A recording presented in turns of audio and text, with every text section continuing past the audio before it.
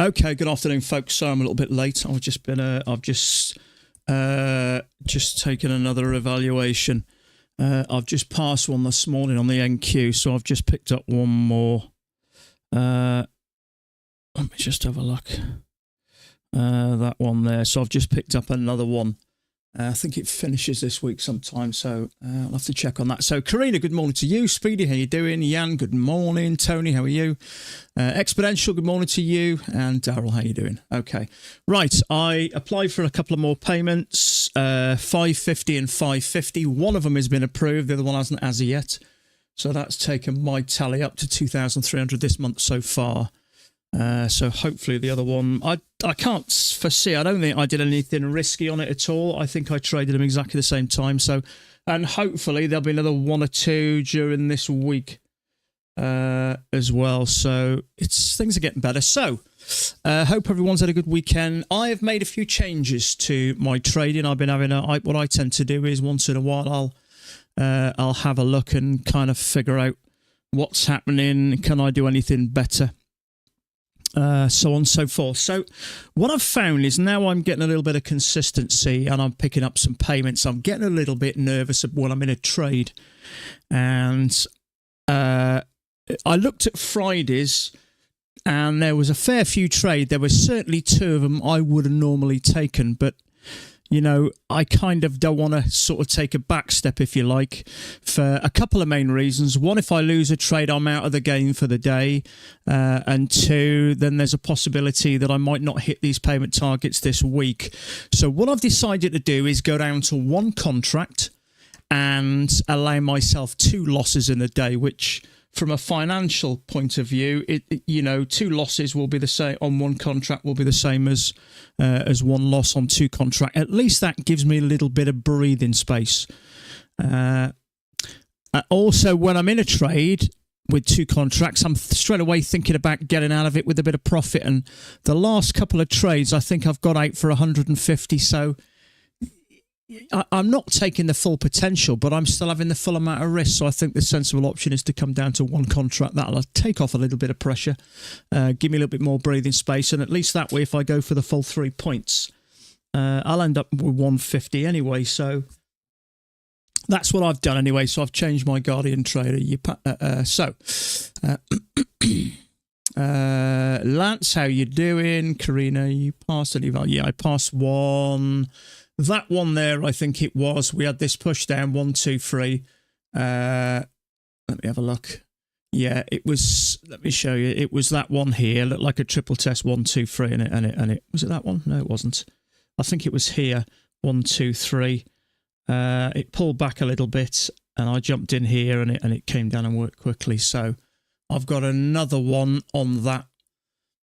Same chart there on the NQ, but I'm keeping that separate from this. I'm trading that just on its own so I don't get any mixed up. So yeah, so let me just make sure everything's opening as it should. So I've also got 1, 2, 3, 4, 5, 6, 7, 8, 9. This account is 15. Is that there? Yeah. There's one account I'm still waiting approval on, which is 36. So that's not up there. One contract. So everything's as it should Order be. cancelled. Scruffy, how you doing, buddy? So yeah, it's applying too much pressure having two contracts and also having one loss. You know, sometimes there are maybe some slightly riskier trades, but I still think are quite good, and I'm avoiding them. For instance, that would be one. We've had a leg up a break and a new high and a bearish bar off here. We're engulfing a higher low there. In fact, that's a failure. So I think that is a good trade down to the bottom, but it is congested. So on 3 contracts, I'll be thinking that's congestion. But from my point of view, we've had a channel down and we've had quite a few attempts to push higher and a big rejection off there. So I wouldn't, that's the trade I really should be taking and obviously work. But because I'm trading 2 contracts, I'm still getting nervous about taking them. So I've reduced it to 1.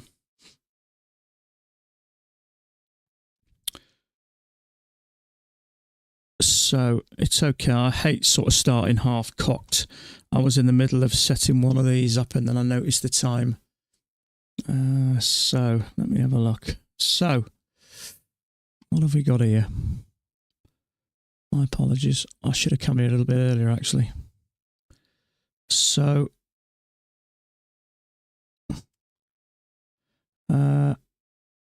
we have got a gap down here. Whether that will fill or not, I don't know.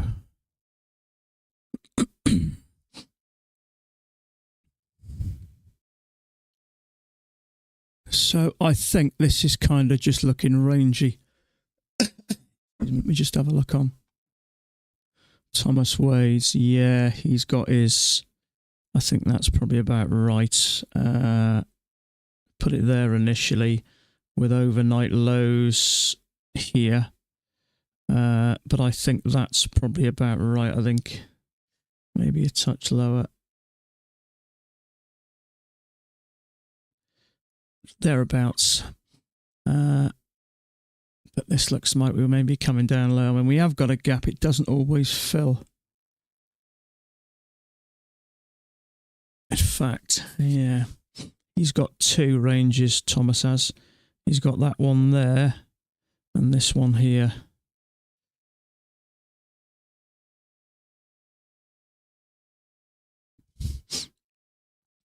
I don't want to fade this anyway because this looks like it's fitting in this nice channel, so I'll leave this as is.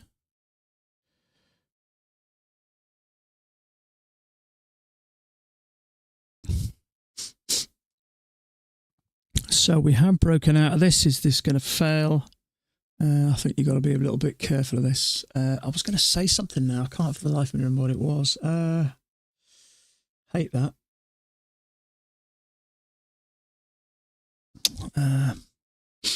It might come to me. So would I go short here? I think you've got to be a little bit careful because this kind of does look rangy and this may fail. So it may push up, give you a second entry short, bounce off the bottom of the channel and push up. So I'm going to avoid a short here. In fact, that's actually...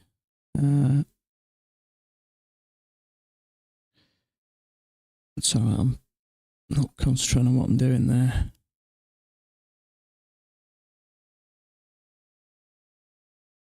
Remind me what this line is. I've just gone blank. It's not market. Okay, we had a gap. Sorry. Yeah, we had a gap up. So that is where the open. That's the open. Sorry.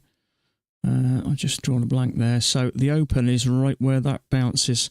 And we've got a close bounce here. Now, second entry short may set up, but I think personally, it's a bit risky.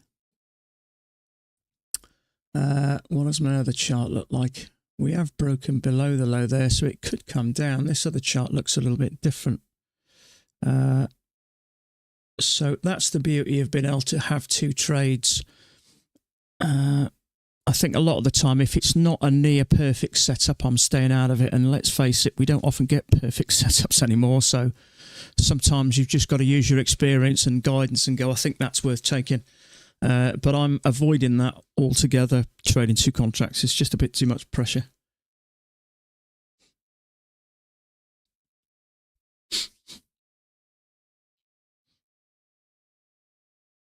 Something's missing. Ah, I know what it is.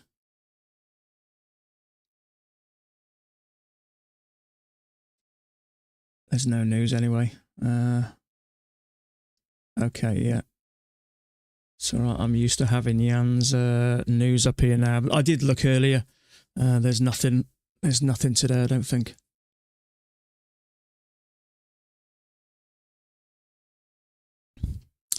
Okay, so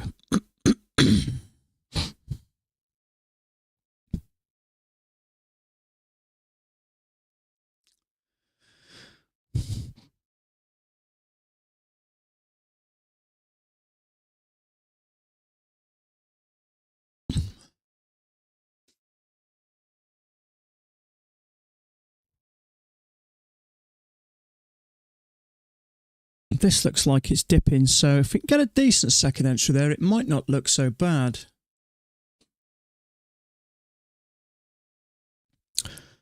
It might be a case of, see, if we get that push down and a correction, we may come down a bit further. So I could probably even thinking about waiting for the lower high.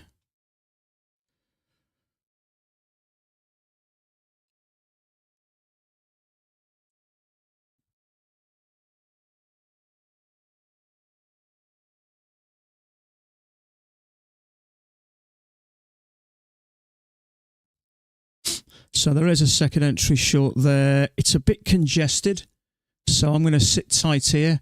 I think it'd probably work, but I am just aware of this. So I'm just going to sit tight here. I would prefer that much closer to that EMA for comfort. But we have got some support here, and this is the open, so we may get a bounce. I would prefer that much higher. Ideally, maybe taking out that stop. The trouble is, if it does push higher now, there may be stops there and there, which could give it some momentum. So I'm just sitting tight here. Now, if we get a triple test, then that may be a bit different. I'll have to have a look at that if and when it happens.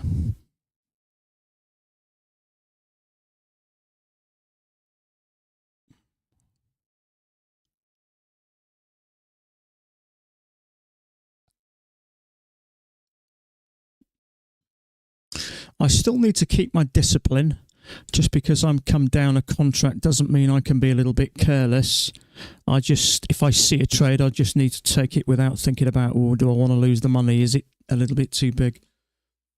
What is your maximum point stop loss rule? Maximum, I don't have one as such. The ATR is I tend to look at that ATR. If I see a trade I like, I tend to take it. That ATR is at a nice place at the moment. So a tick above, tick below, your average point will be, the average risk will be 3 points, which I'm comfortable with. Once that gets into the 4s, then I'll start to pay a bit more attention to the size of the bars here. But, you know, that previous bar is 11 ticks, tick above, tick below, and that's quite a big bar. I'm okay with something like that. So I tend to use my ATR as guidance. So, you know, I'm more about, if I see a really nice trade, I'll take it. But the fact that I have been holding back a bit, I think is more because I'm starting to get some consistency in some payments. And I'm kind of holding back a bit. That's just more my risk size. Took it 4 points. Yeah, it's a little bit too far off that EMA for me. Normally, I wouldn't take that. The fact that we've got a bit of support down here is part of it, but it's still too low for me. Because if you're looking, yeah, it's too low.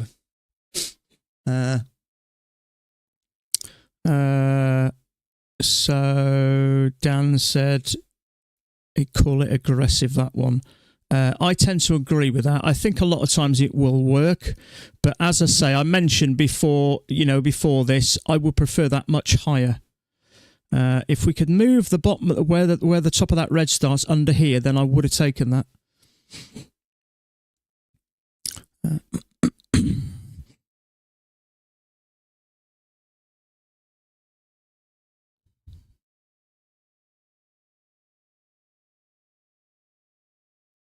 Mostly close the trade early. Yeah.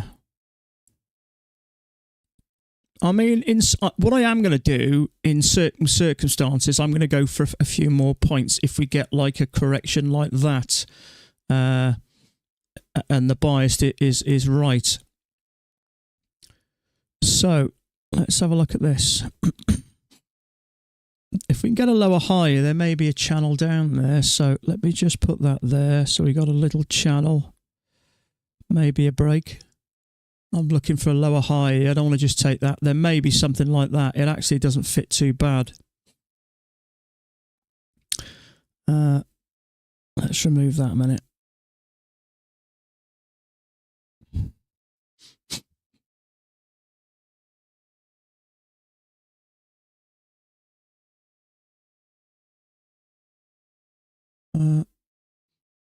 So we've broken out and we've pushed in. We're sat on top of that line there, so I've got to be a little bit careful here. That's interesting. We've ticked above there and pushed straight down. Let's see where this goes to.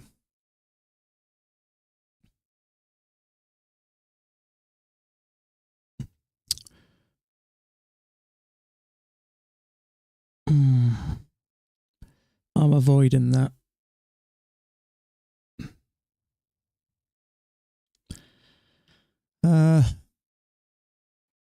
Yeah, I mean, it's 15 ticks. If I thought that was really solid, I may have a go at it.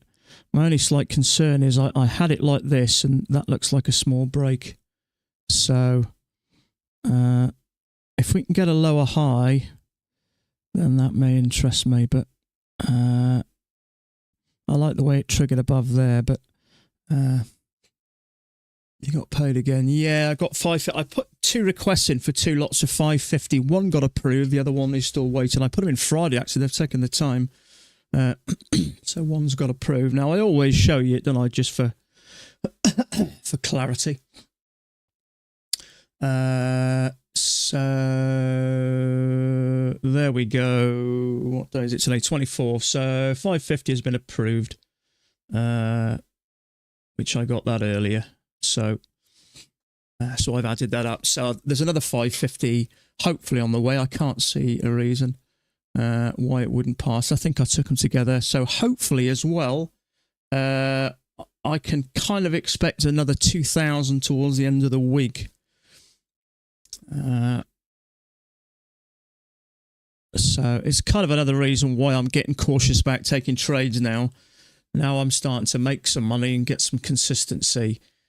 I just feel a little bit of pressure now, so which is why I decided to go down. The trouble is, there's no point in risking 3 points on 2 contracts if I'm only coming out for 1.5 points. I might as well reduce my risk to 1 contract, take the pressure off, and get the full 3 points, which would give me 150 anyway. So if I can get 150 3 times a week, taking away commissions, it's $1,200, $1,300, $1,400. So there's still plenty to be earned without, rushing too much. So what I like is we've had a break and a new high from this little channel, and we've had a push down. I think this is probably going to work, but I would rather wait for the lower high. Something about that I don't like, but what I do like about it is we had the open here and we did push down below. So I think that stop's going to go and probably maybe fill this gap or test this, but I'd rather get a second entry or a failure here. I'm not a fan of that bar. Now, on the other chart, it kind of looked a bit clearer, but there's still 4 bars stack in there. So we got a leg up with a pullback. We may get another leg up. So I've got no issues with leaving that one. That one for me, it was just too risky. It was too far from that EMA. And as I say, if the top of that bar was sat under that line there, I would have had a go at it because the stop would have taken that up. We obviously dropped below there because there have been some buyers fading that. So it did work, but I'm fine leaving it.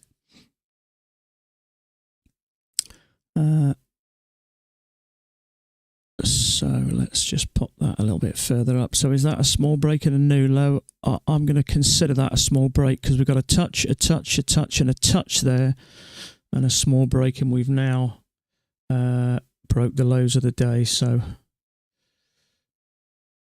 I'll keep an eye on this. It's just I was thinking over the weekend, the last time I decided to go down to 1 contract, I felt I was taking way too many setups and I was taking riskier setups. So I still want to keep my discipline, but I don't want to have those nerves about getting into a trade. So I think if you've still got the nerves, I think it makes sense just to drop, just to reel it in, just a touch. Smashing it. Thanks, mate. I appreciate that.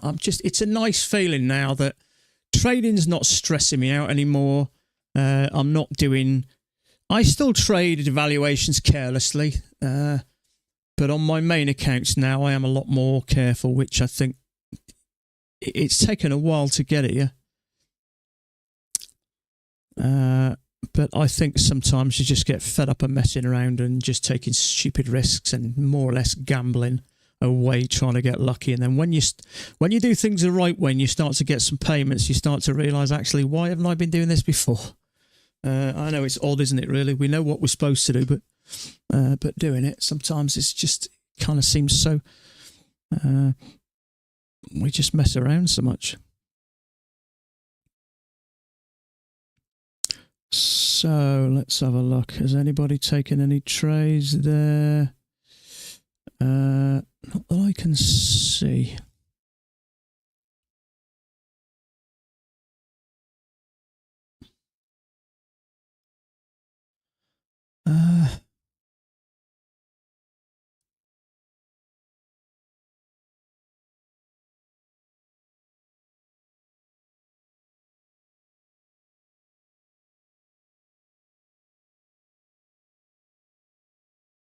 Yeah, so Dan didn't take this. He thought there was a chance we could make another leg up.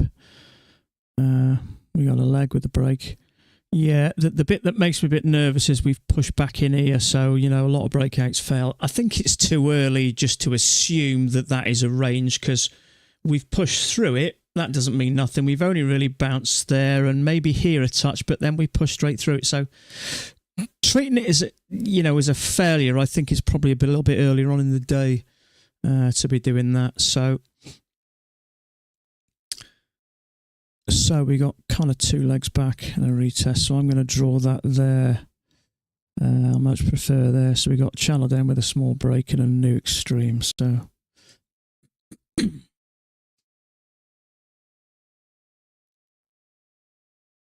making more money on stream or off these days? Oh, I do everything on stream, to be fair. I don't trade much at all outside stream. I'll be surprised if I do a couple of hours in a week. Most of the time, I just don't. I just walk away. What I think is the trouble is, I think certainly for me, these last 4 years, I've kind of been a little bit obsessed with trading. Whether it's just me or not, or whether it's kind of how it is, but it almost becomes a massive part. It takes over your life to a degree. You know, it's kind of always, it's like when you have kids for the first time. They're constantly there in your mind all the time. And that's what trading's felt like. And I don't know whether that's just the effect it has on you because it does harbour so many emotions, or whether it's just me, I get a little bit obsessive about things. You know, if I want to do something or I want to learn something, I tend to sort of do everything, buy the t-shirt, buy the books, buy the video. You know what I mean? Spend the time walking my dog, just thinking, yeah. I think because it's such an emotional business to get into, especially when you're new to it, it does seem to just be constantly on your mind. So I like to try and separate it now, kind of work life from my home life. I like to just put it to bed. You know, when my family, they tend to go to bed earlier than me. You know, I always look at my stream again, look at my chart really. And I look at Max and a few others, and I just work out what I missed, what I did right, what I did wrong. And I just go through that maybe 20, 30 minutes most nights. Well, all nights, actually. I usually look at other streamers because I like to know what other people have been doing. So maybe that takes probably 45 minutes of an evening, but then I just generally put it to bed and leave it alone, because I think it is important to have some sort of separation, because it, you know, not so much now, but maybe 6, 12 months ago, I felt like it was absolutely wearing me out. I just felt like it was taking its toll on me, and it was affecting my mood.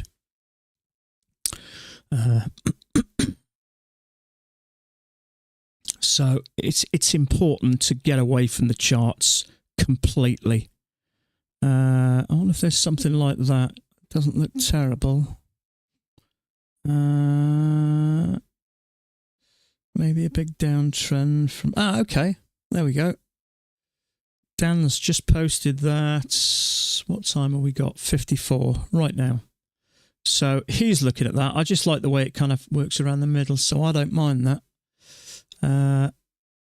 We've got a touch here. Looks okay here. You can see it's playing it there, right the way along that middle. So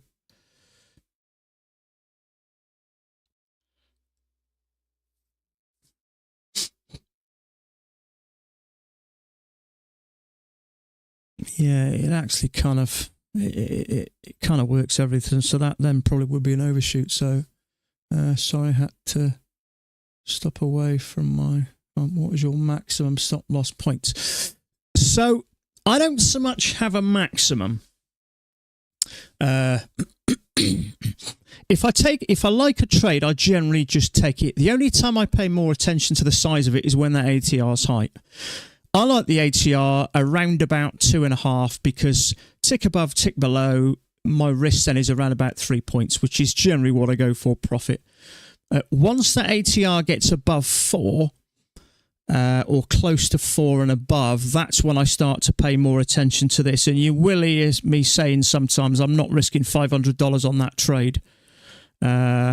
Having said that, if it was an absolute beauty, you know, if we had a crystal clear and we had two beautiful setups, we had a short failure, clearly trapping the longs, beautifully off the EMA, lovely bearish bar, then even at 4 or 5 points, I would take it. But it would have to be an absolute beauty. You know, when you've been trading a while, we all know what a really good setup looks like, if you can remember when you saw the last one, which is probably another question. We don't see what I would call an absolute beauty setup. Really obvious, super clear, and those ones you get into that just don't fail. So if I was risking 4 or 5 points on that, I would do. But yeah, I usually use my ATR as guidance. That's where I kind of like it. But when it gets close to the 4s, you're welcome, mate. I tend to just pay a little bit more attention to the size. But that's why I have that there. That tells me the current tick value of the current bar, so I can always tell if I need to. Going for 12 ticks gives you more room for manoeuvre. Yeah, it does. I kind of like that. If it's a good setup, you'll easily do it. Now, if you're trading in a tight area, you know, maybe a range here, then obviously there's a possibility. You know, if your second leg finishes down here and you get in here, then you're cutting it fine. But if it's a nice setup, I'll do it and maybe just get a couple of points. But I like 3 points. It's a nice number for me. And as I say, most of the time, it usually averages out 1 to 1. So, in fact, I'm going to get rid of that, actually, because this looks better to me. We've had a kind of a leg up and a couple of attempts to push up. We pushed down below, came back up, and we do seem to be working down. We got through that, if you could say that was a range. I think it was a bit premature, you know, to trade it as a range.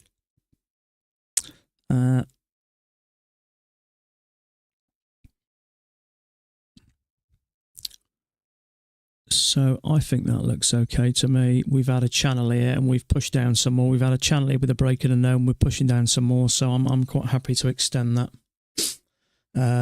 So I mean, if you think about this, we remember what happened on Friday. We were looking at that daily, and that daily, we did say at the time that daily looks like it's due for a potential big pullback. I don't know if you remember, but look, it was finishing here, and I remember saying we've pushed up. We could, you know, get another leg, a leg back, and to me that looks like it's doing just that. We push up, wait, 1, 2, 3 attempts to go lower, and up we go. So since November, we've kind of been just doing this, haven't we? So this may be clearing out some positions here. Will it get down as low as I'm not sure, but. You know, I think looking at Fridays and this, you know, I wouldn't be surprised if we get another leg down. I mean, that thing ended up being really bearish in the end, didn't it? So, you know, I think if it's leading on to that, you know, if I had to guess today, the trouble is, it's all right looking at the daily and thinking we're going down, but that, you know, there's no reason why, you know, we can't sort of, you know, we wouldn't do this, you know, sort of leg up, something like that, and then down some more. So, you know, just because this thing's look bearish, it could still do something like that on you, you know what I mean? So you got to be careful. But we have cleared out any of this area. So if I get a second entry shorty, I would have a go at that.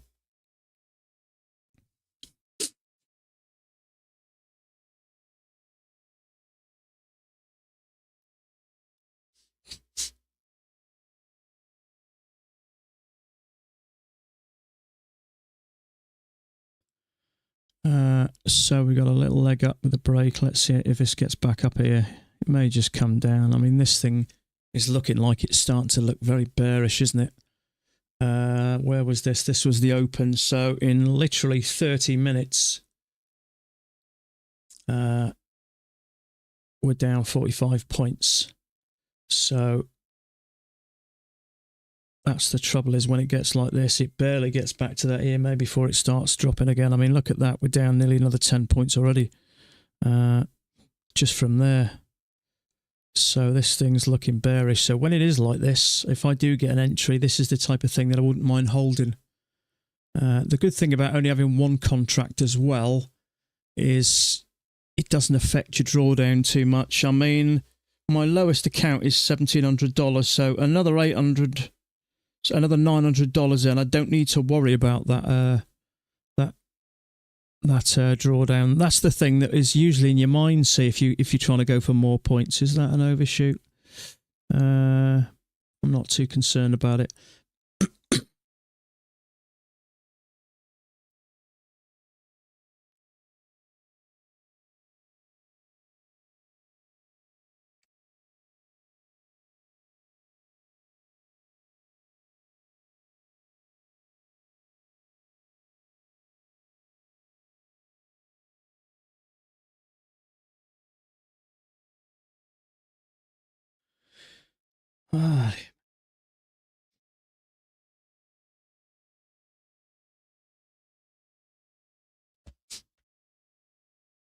I mean, this is looking very bearish, this is. I mean, look at that. Oof. I mean, we've done that in 30 minutes.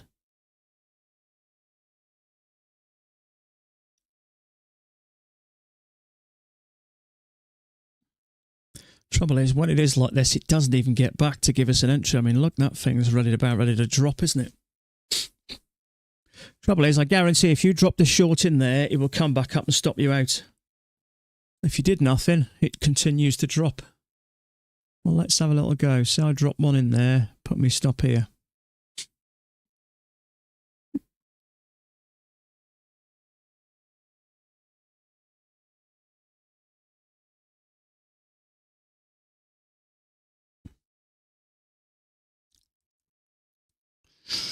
You know, I do wonder about all these, this sort of, which is starting to become looking like a trade war between the US and Canada. I mean, you know, Canada are coming back with this, you know, whether they're approaching, they certainly could approach Europe and China, and that could potentially cause a lot of upset and a lot of problems financially for the US. So that could affect markets negatively. Now, whether the Canadian, was it Prime Minister there, isn't it? Whether the Canadian Prime Minister is just blowing a little bit of hot air up Trump's arse just to say, look, if you're going to start messing around, we're going to start messing around as well. So hopefully things will get cleared up. Mind you, from a trader's point of view, certainly not from a point of view of a US citizen who might have to pay a little bit more for fuel or a little bit more for this, but from a trading point of view, sort of any negative stuff makes the markets volatile, and from a trader's point of view, that's not always a bad thing.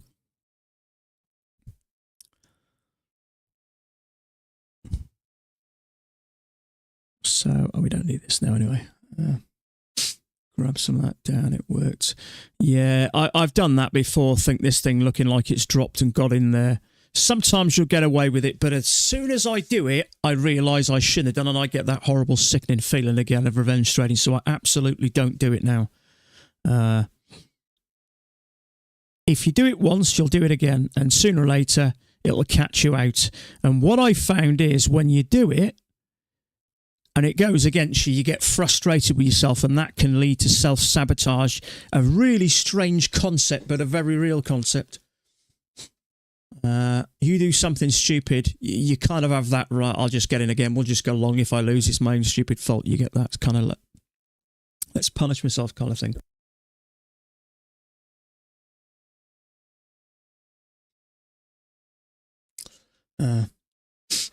Yeah, it's a horrible feeling. It's a feeling I don't want again. But I had it for such a long time. And I've walked away from the charts after having that feeling solidly for about an hour, and my heart's been beating, pounding for an hour after. It almost feels like you've been out on a run and you've overdone it. You know what I mean? You haven't gone running for a while and you go out and do a 3 miler when you're out of practice and you come home and you think, oh, that was a mistake. It's a horrible feat. So I just don't do it now. This thing could absolutely be tanking and I wouldn't touch it. Because the market's got a very clever way of making sure you do things the right way, otherwise it'll sting you.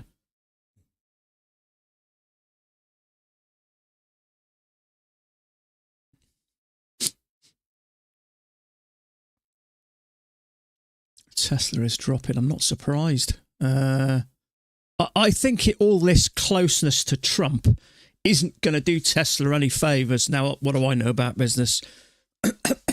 Also, haven't Canada put 100% tariff on all Tesla models, all Tesla vehicles? So that is not going to be good for Tesla. So I don't know. As the world's richest businessman, should you really be almost like a second chair to Donald Trump, to the president? It doesn't make sense, does it? I know if it happened over here, there'd be an absolute outcry. I don't know so much what's going on in the US, but from a stock point of view, I don't think it's going to do Tesla any favors.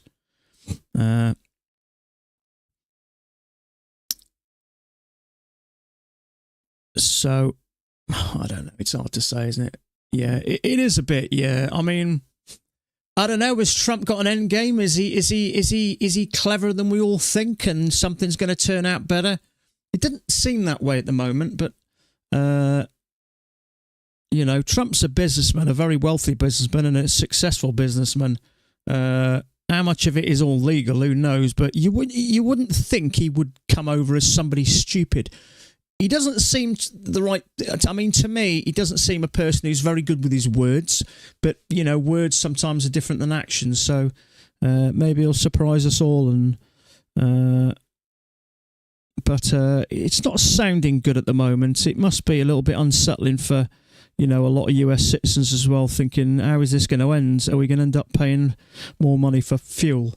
Are we going to end up paying, more money for cars? Are we going to end up paying more money for, things like timber and stuff like that? There's a lot of timber or lumber, whatever you call it, over there that comes in from Canada.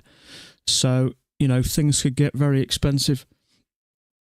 It used to happen. Yeah, pushing it to the limit, yeah. So it does make you wonder, really. The trouble is, if enough people kick off, if enough of his own party, $20 soon. I know things got super expensive. I know during COVID we were paying, I mean, what was COVID now, 4 years ago maybe? We were paying over £2 per litre, which is about $2.60. It just went horrendous. Higher, lower, your long, yeah. So that, I think you have to assume that is probably an overshoot. Now, an overshoot doesn't always necessarily mean that things are going to go in the opposite direction. This is that bearish. I wouldn't be surprised if we had a leg down and another leg down. Let's just see where this comes from. So let's take it from the highs of Friday. Let's put that there, and then we'll do one of these and see where this kind of comes to. Let's put that, say, there.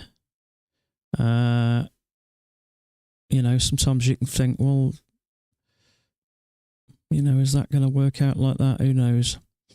So there is a possibility. I'll get rid of the main one, but if this comes up to here and starts to dip, then, you've been inclined. So I'd like to say see a nice correction there, in which case if we can get one, then I would certainly think.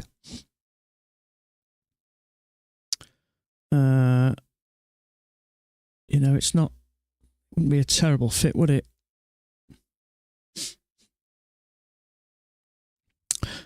But you've got to be careful assuming. See, Dan's got that as no overshoot. So let's just put that there. Actually, I tend to agree with him.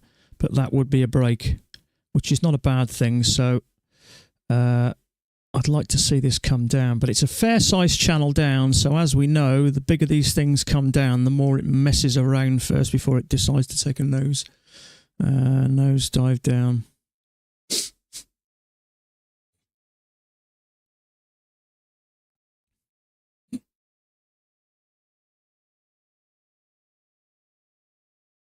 You're green, are you? Good on you.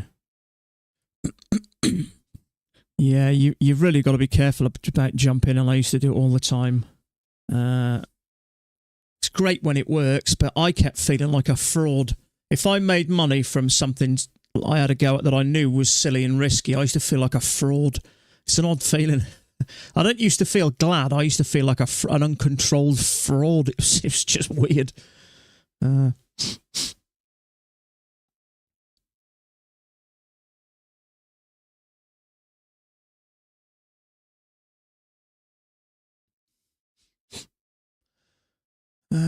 See, I've been trading 10 contracts on this one here, but if this gets a good move down, what I don't want to do is go for 10 contracts, because if we get pullbacks, I'm going to reduce this to 5, because I think if it does come down, we'll get plenty enough of a move to pass an eval on it. But I think 10 points, I might get stopped out before it even does what it's supposed to.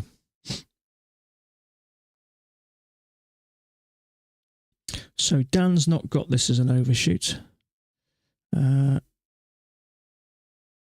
So let's just tuck that nicely there. And if you think about it, it actually fits okay around that midline. You can see it. So I'm all right with that. But so I fully expect now this to make a new low, if not make another leg down. But it's getting that, it's getting the correct entry to find that way down, because a lot of the times when we have that big move, we get a lot of this first.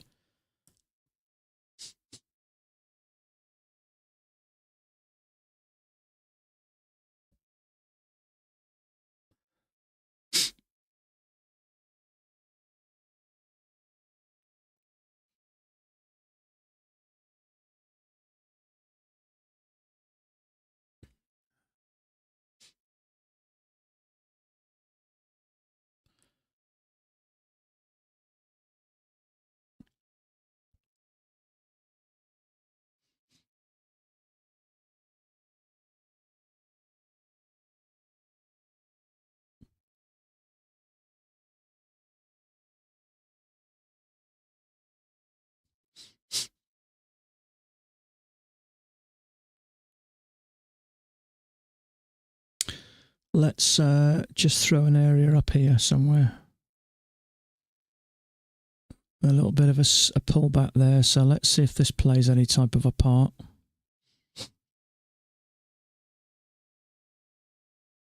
I did move this a little bit, so let's just put it back. This may give us a bit of guidance.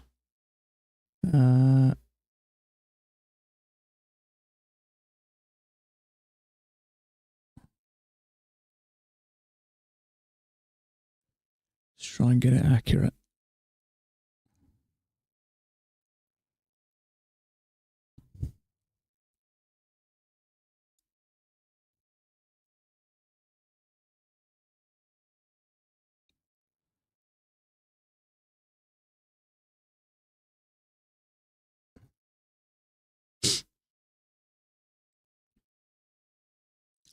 Okay, so that is a possibility, a leg and a leg. It would kind of coincide with a big leg and a big leg over the last couple of days.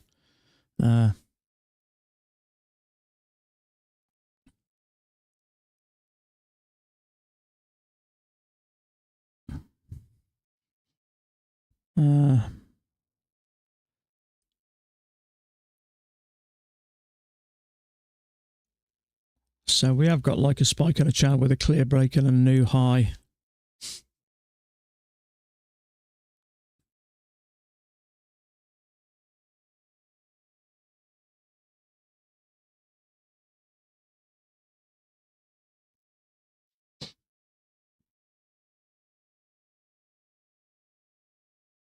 You still look at the... Yes, I've got this one up here, bud, which is ever so slightly different. Not a huge amount different today, but if you look at that bull bar there, there's a bull bar, there's a bigger stem there. So yeah, it is. What I find is if you get a good setup and the context is right, but the signal bar's a bit poor, as long as the context is right, if there's a better signal bar on the other chart, I will take that. So yeah, so I have that above my head at the moment. So very close to that measured move. I mean, that's a tick or two, so that's neither in nor there, really.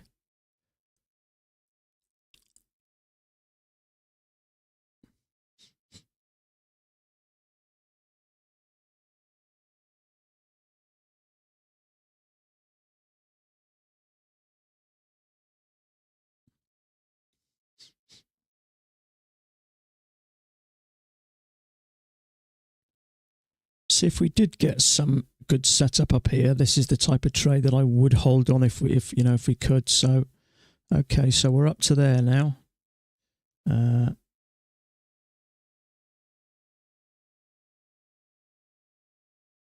So that's kind of in the right place for another leg. I wouldn't just take this though. I'd wait for, I don't know, something a little bit different. But spike and a channel break, 2 pushes to a new high, or 1, 2, 3 pushes to a new high. Trouble is, getting into something like this now, I think, is a bit early for me. After this big move down, I'd like to see something, a bit of a correction now. I think it'll probably work to the EMA, but I always get nervous about getting in too early after these big moves down.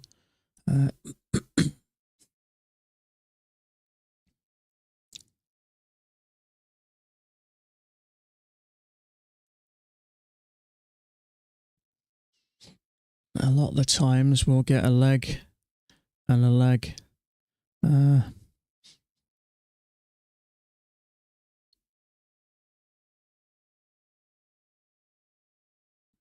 My concern is there's something wider.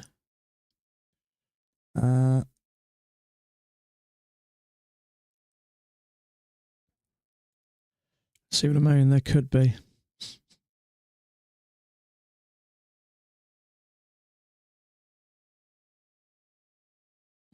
We're on the cusp there, aren't we? So it might be and it might not be.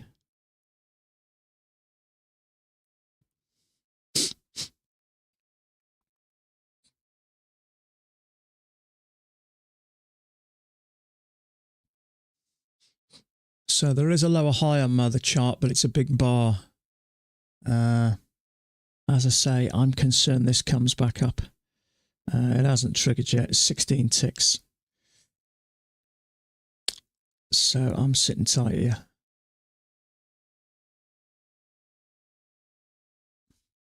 Because if that is a channel, we could have a leg and it could push up and retest this.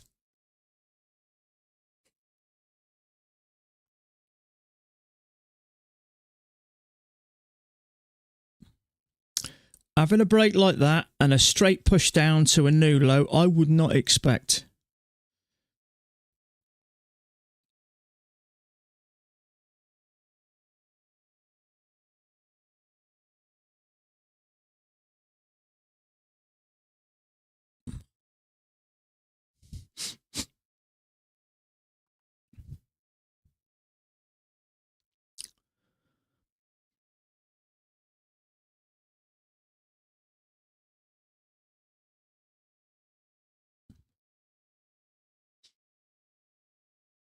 Just going to move that over a little bit. It was around about there somewhere. It's just where the bar kind of closed.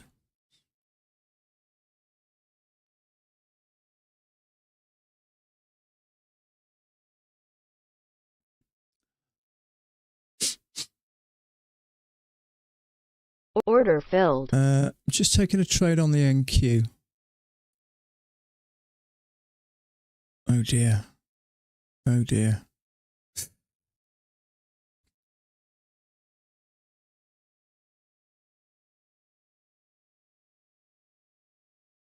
Okay, come to daddy. Come on.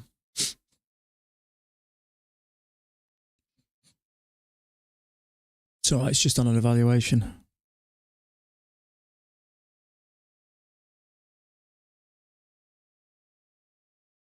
So we had that big pull down on the NQ, so I jumped in.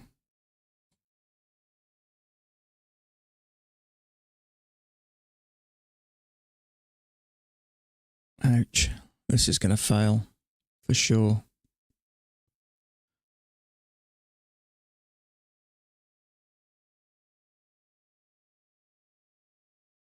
Yep, it will.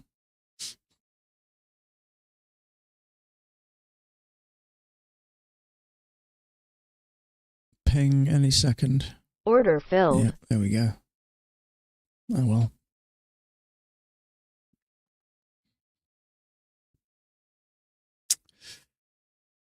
It's almost like a hidden second entry short there. I'm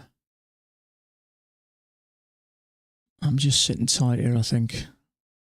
I think it's terrible. I just don't like that stem. EMA's a bit flatty. It may work, but it's 15 ticks. Too risky for 15 ticks, that is.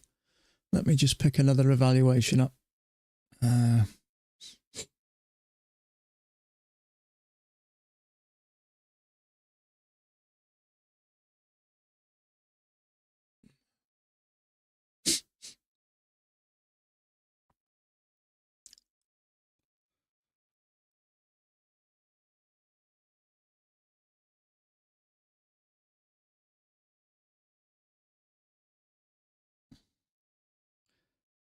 I'm going to say there's a higher low there which is triggered. That may come down, but it's a little bit congested, I think.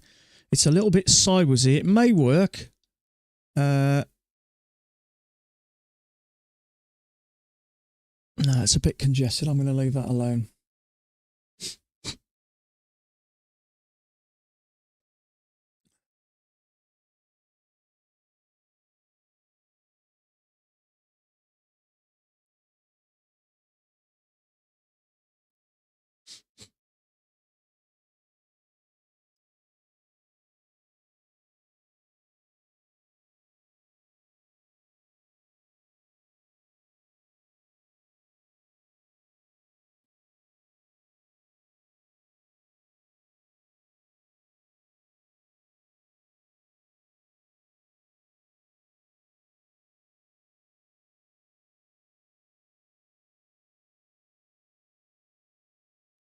Leg and a leg, retesting this. Trouble is we could get a push up like that. I'd have to wait for a lower high below that EMA there. Dan's still looking at that possible channel down, so I'm just going to put that there.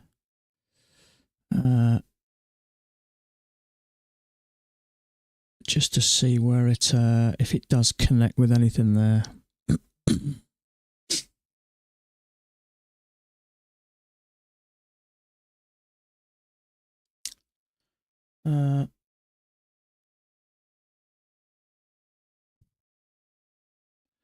Yeah, we could get a leg and a leg up, retest this, and then come down. It's certainly possible.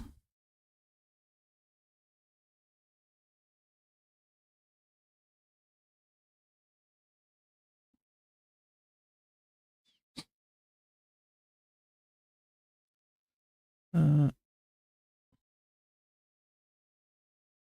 46.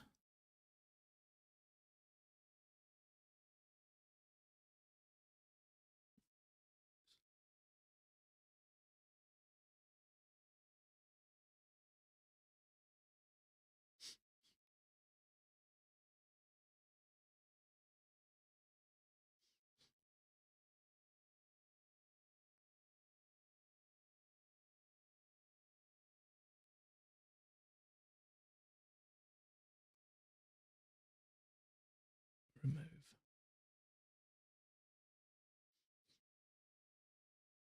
Okay, sorted. Leg and a leg. Still think it's a bit risky here. You may call that a triple test. But I'm just sitting tight. It's clearly congested. It could, well, there's a long there. It could push up. I'm not too sure is the answer. So if you like this as a spike and channel, you're expecting a new high there. So there is a second entry long. I wouldn't want to go long here either because it is congested.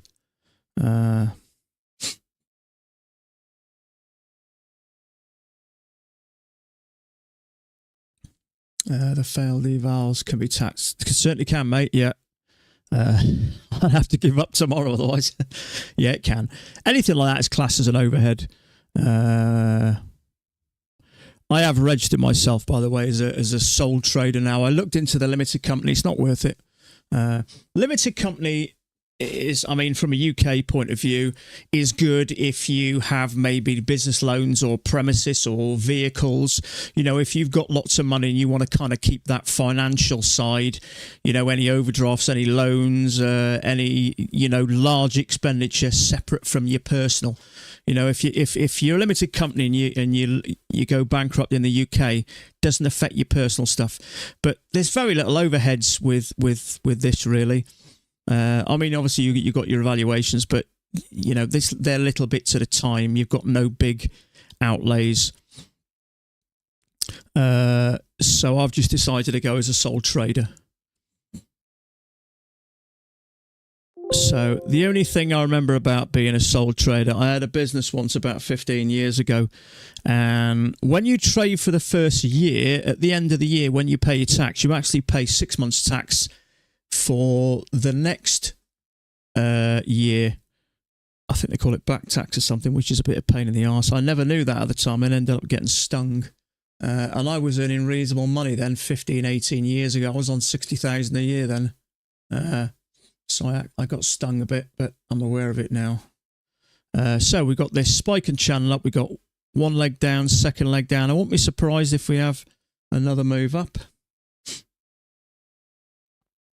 I'm just going to disconnect and reconnect for this other evaluation to take place. The thing is, I mean, when you get to 20 accounts, theoretically you shouldn't have to pay anything else then, unless you move on to other prop firms as well. But as I've had another small payment today, I thought I'd add a couple more to my tally and build up just a bit at a time.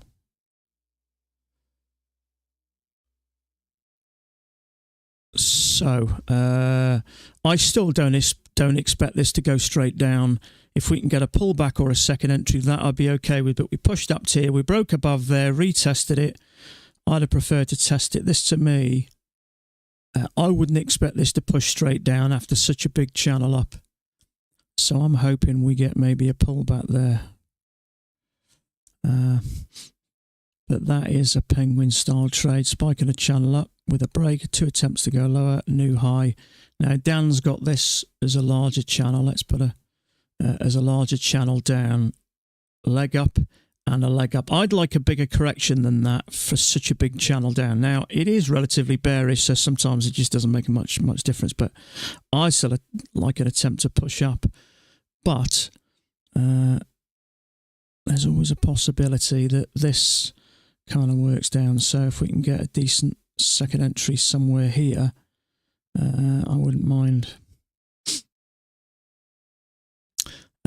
But I'm just going to put that there because Dan's got that there and he knows what he's doing. So I'd be stupid at least not to put something there. It is working along that midline. Let's change that colour a bit.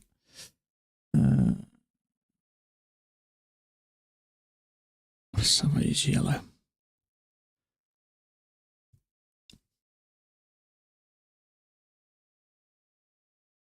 So touch, and it is working along the midline. You can see it there, you can see it there, and 2 bounces here. And that's what I mean. We got this up, 2 attempts to go low. We could push up a bit higher there, retest this. So but it depends. If it's really bearish, it just may drop.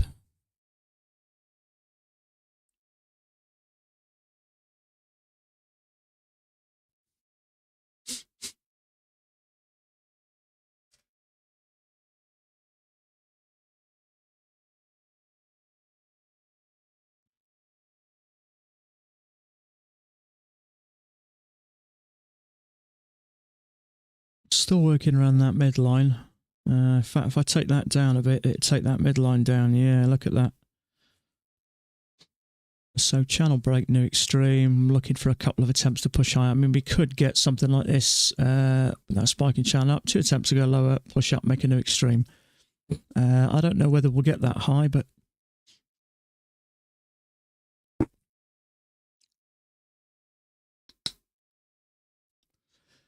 $47.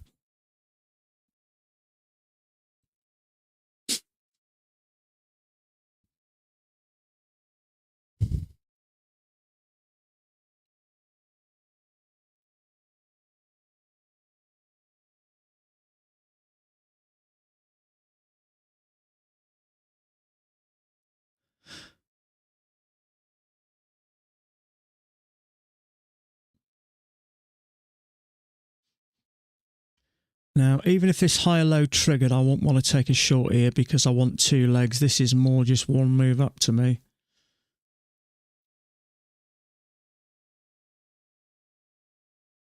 I prefer a leg and a leg separated a little bit.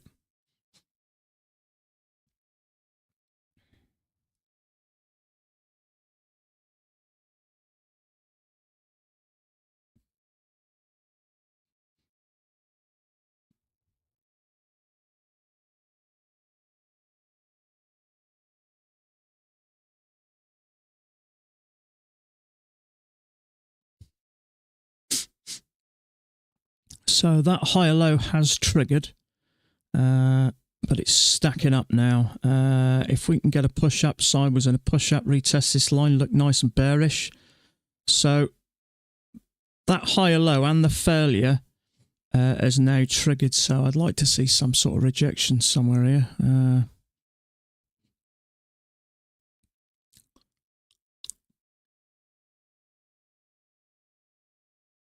Leg and a leg if we can get up here.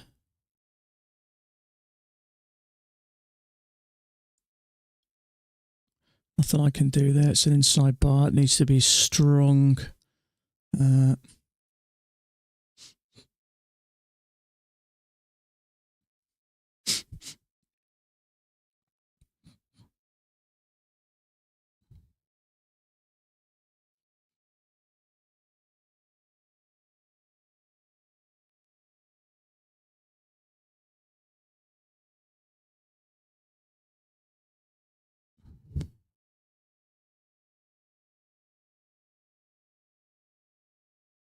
So if you took that one, you just got stopped out. If you took that one, you just got stopped out.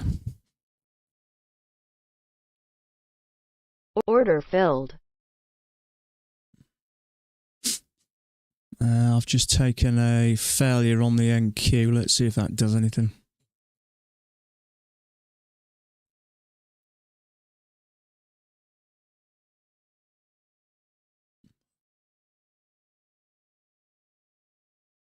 Don't think I'll go far.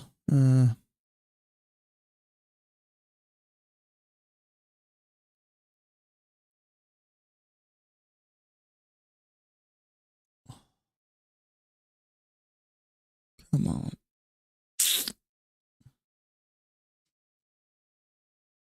Order filled.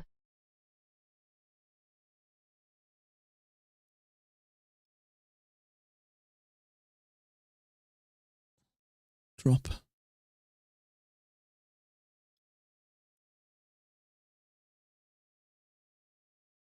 Come on. Don't do that. No.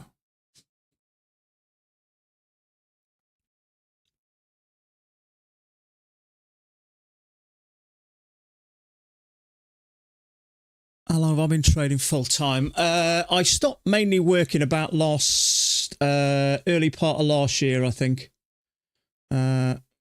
This is not going to work, is it? Come on, drop.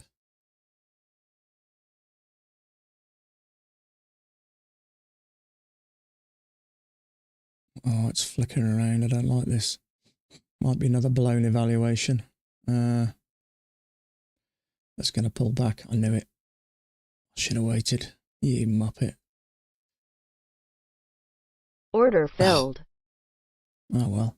Do you know what? It's weird. I wouldn't take a short here, but I did on the NQ. I shouldn't have done that, really. Strange, isn't it? Strange how we trade silly on the NQ.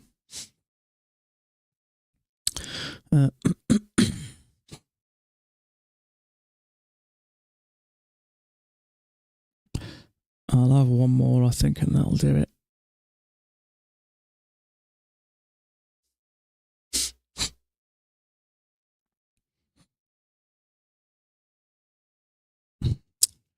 I'm just not a fan of this. I prefer it up here. I wouldn't be surprised if that triggered and we pushed up.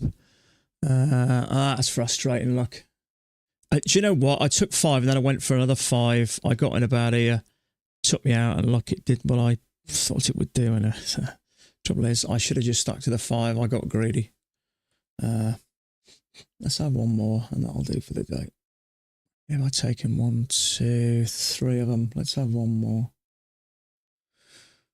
Aye. One's passed anyway.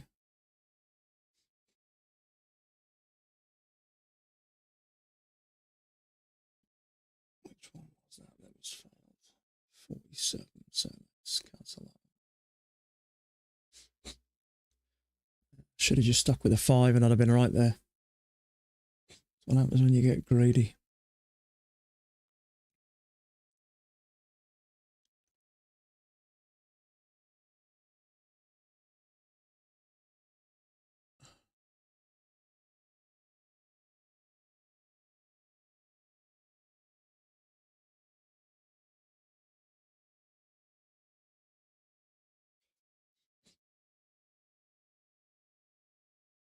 Okay, one more.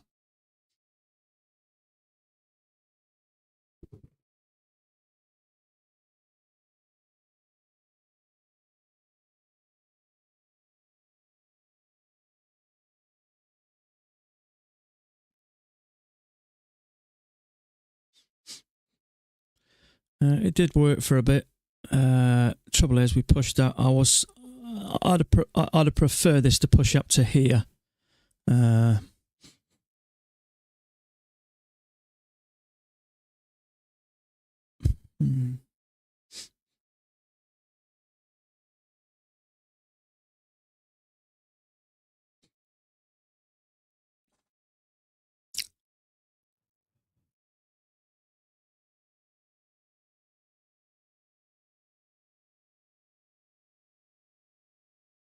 You trade your evals. Yeah, I tend to. There seems to be a lot less of a move to pass them.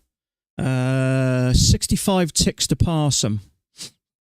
1, 2, 3. Is that a triple test? Not sure about it.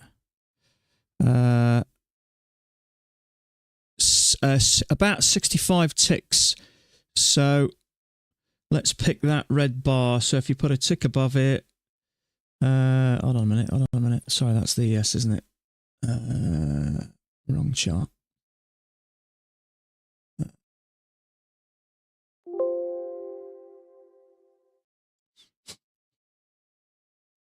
Uh, 65 ticks. So if I pick, say, this bar here, tick above it. There we go. 65. There's 66 ticks.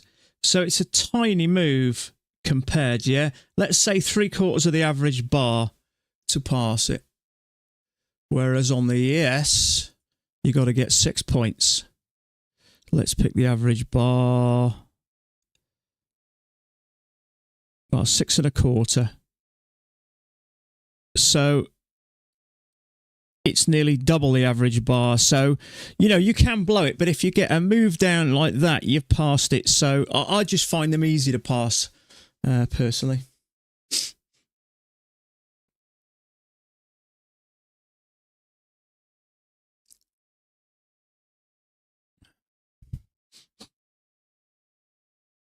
So, still looking for a trade. It's getting a bit stuck in here. 1, 2, 3. I wouldn't want to judge that as a triple test.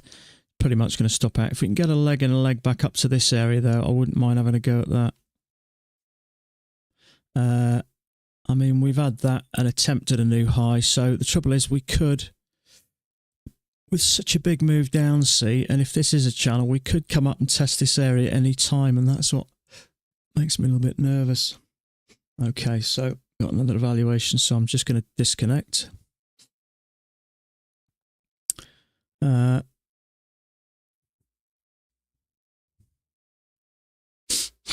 2, 3. That will be a triple test and a second entry short, but it's a bit low for me, so let's just disconnect and connect. Leg and a leg. I've just disconnected, so I can't see anything at the moment.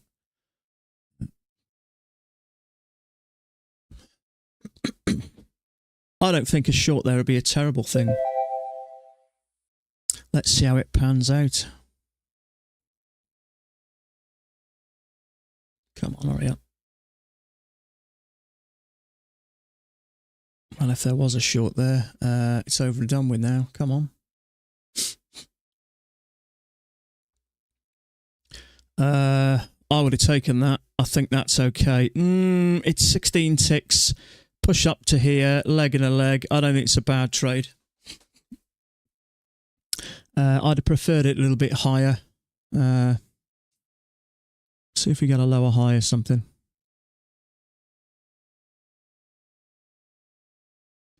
Let's just get an order ready. Order submitted.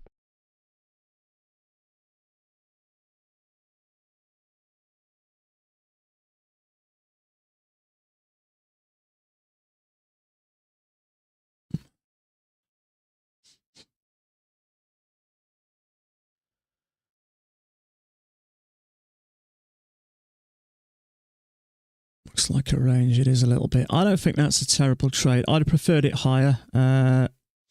But I think it'd probably work. There's going to be some longs there. Let's see what happens.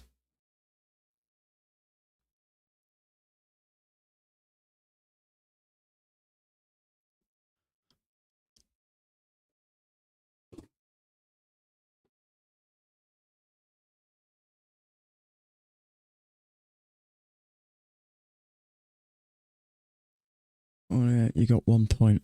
Yeah. Well, yeah, okay. Order filled.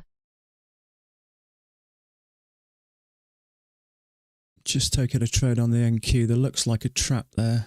Order filled. Being greedy again. Come on, push down. Eat that bar. Come on, eat it. Don't you dare get back. Come on, you know you want to.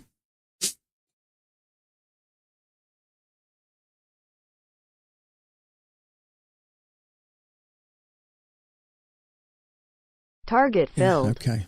There's a quick $1,400. That worked okay. So that's Order gone, unfortunately. canceled. It was 16 ticks.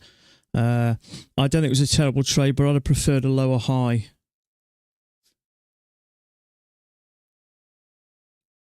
Yeah, I took the short there. I got in about here somewhere. All I wanted to do is break below there. That looks like it's trapped to me.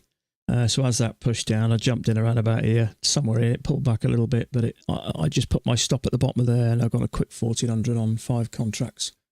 Sorry, I upped it to 10. I shouldn't have done it. Yeah. See, what I will say is we've had this channel down. We've had one attempt to go higher and a second attempt. So that's a push up, 2 legs back and 2 legs up. I don't think it's a terrible. I'd prefer that a bit higher, but I stayed out of it because of the size of it. If it had been up here a little bit higher and a bit of a smaller bar, I would have had a go at it because it is a leg with a break. So we get as a push up with a break and a new extreme, and it's 2 legs. So we kind of got 2 legs down, 2 legs up. We are retesting this area. So I'd have preferred the lower high, but I think it probably got 3 points or close to it. Yes, it would have done. So a tick below there, which is about there, 3 1/4 it would have to hit. So that did what it was supposed to, but it's 16 ticks. It's a bit big. If it would have been a great setup, I'd have taken it. If it had been a bit higher and a bit smaller, I would have taken it. So are we going to trap longs here again? Would I take that short? I'm probably going to leave it. It is a little bit choppy.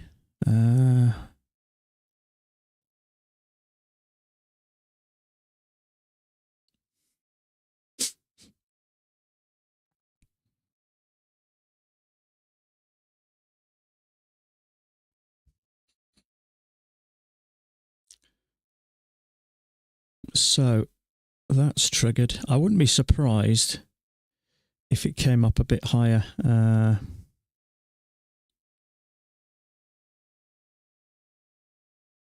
Yeah, I don't think you can say that's anything but just plain and choppy. You've got to be careful there. Just because a trade works doesn't really, doesn't sort of mean it's definitely worth taking. Because it is starting to go sideways, and the trouble is then it could push up.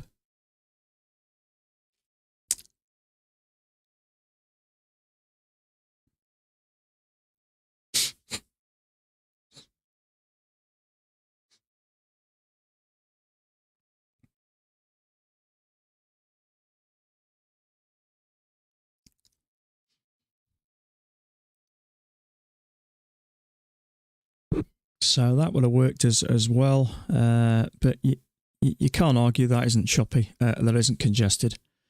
I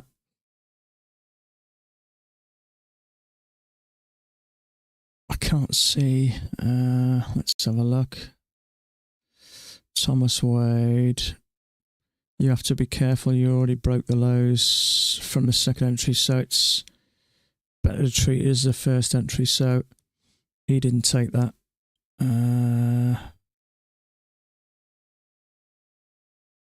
J Trader took that one. As I say, I don't think it was a terrible trade, but it was a rather large bar, and it wasn't as high as I'd have preferred it to get up there. So I think a couple did.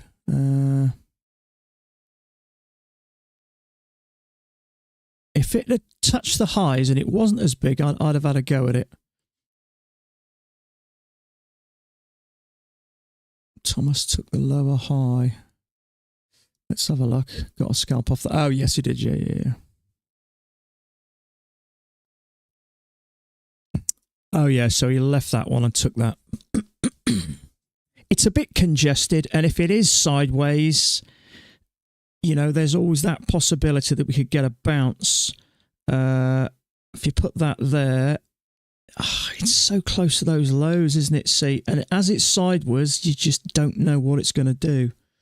I mean, look, already we're pulling back. Whether it'll go higher or not, I don't know. But yes, if I'd have put it a tick below there, say there, I'd have got 3 points. But it's a bit sideways, and I don't like the way it hasn't hit the top of there or the top of that line, which means it could push up.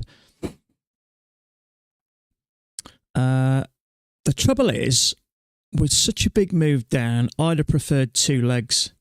Now, whether we'll come down here and get a second leg up here, I wouldn't be surprised. So what I'm going to do, because this is what I'm concerned about, I'm going to put that there, and I'm going to put this there. So I wouldn't be surprised if we get somewhere on the likes of that. Let's just kind of put it from that spiking channel. So let's bring it a bit further down. But that type of thing I'm thinking of, it's not coming down strong enough, which tells me there's not enough sellers around here, which I think a lot of reason why it's going sideways. So I'd like a decent breakout. Now that's just, I don't know, perhaps it's just me being a bit overcautious and being a bit too freakishly paranoid. It may be. Unfortunately, at some point in your trading career, paranoia does kind of come into it. But this, to me, doesn't seem like it's pushing down strong enough to get to these lows, which tells me there's not enough sellers here. Where's the sellers going to be? You'll be thinking, oh, let's wait till we get up here, clear some of this first, maybe this, I don't know. But and it may mean sometimes that I miss out on a trade. Now, you may say push up there and rejection there, but that kind of looks like a channel to me. So I'm staying out of that. I don't think it's going to work anyway. So, big drop quickly, triggered. Where's this going? Straight down, no doubt. But I don't like what's going on here. There's going to be stops here, stops here, stops here, so I wouldn't be surprised if that took off up for a while. It might just be me being a bit overprotective, but that's fine. I'm all right with that.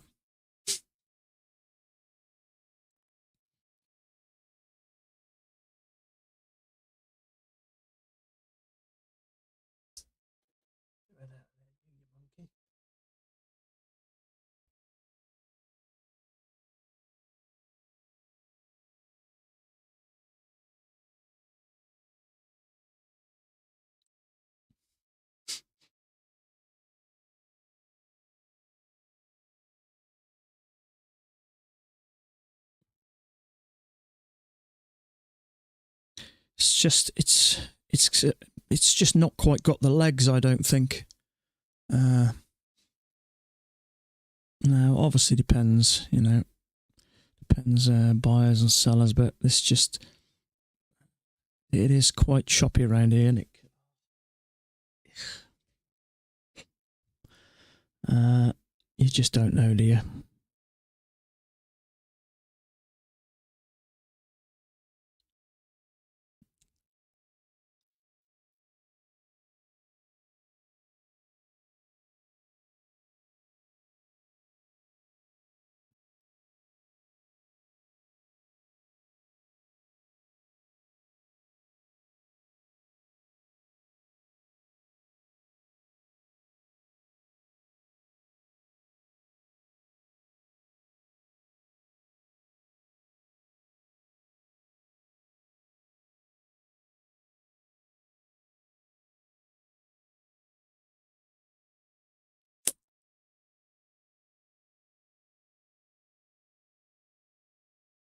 Licking your chops.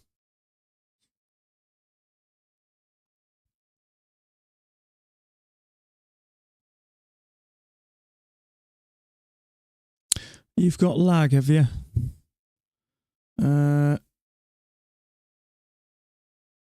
It's from my connection, though.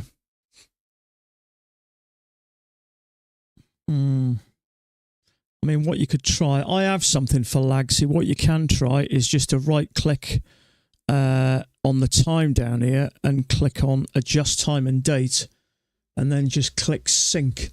That's what I used to do for the first year or so until it stopped working. But that used to set it back to clear. So you can try that. Failing that, I use this, I do. I think it's called, is it called time sync? It might be something as simple as that. Yes, time sync. Download that for free. And I think that I rarely have an issue. The only time I'll have an issue is when everybody else has an issue, if all of a sudden it becomes very volatile. You know, sometimes at the open, use dimensions for time sync. Yeah, there's this stuff out there, and what I think it does is it just monitors it and is constantly updating it. But on the odd occasion, you know, when, you know, markets flickering around everywhere, it can go amber just occasionally.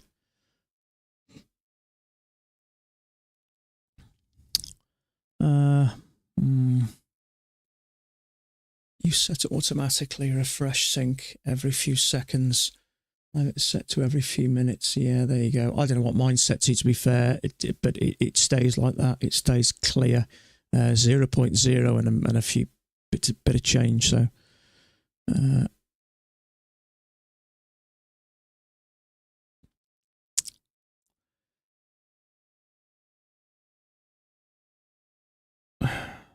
See, one or two have got that. I'm not so sure. I think that's as good as anything at the moment.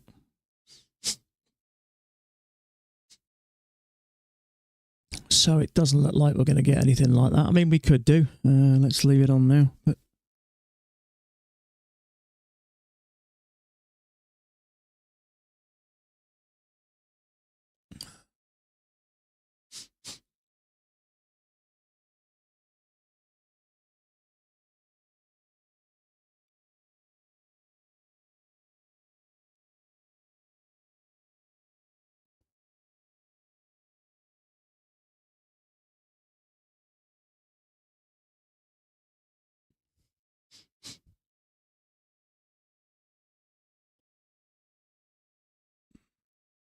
I can't make a case for bull or bear.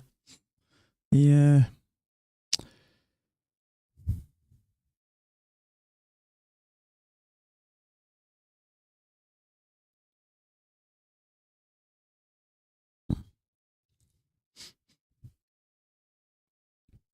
Tell you what, if it touches that and then pushes up that line, that's going to freak me out properly.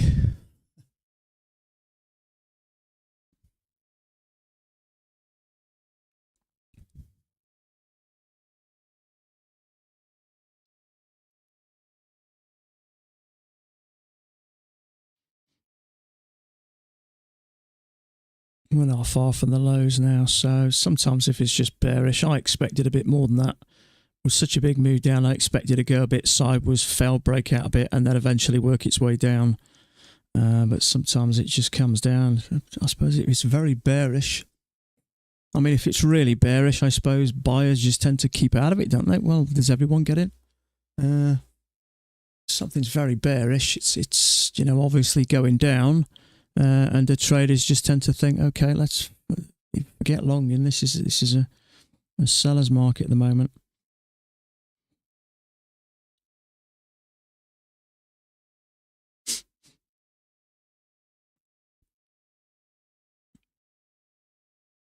Still have that issue when I watch Max reviews because he'll mark counter trend trades all over the place. Yeah, those.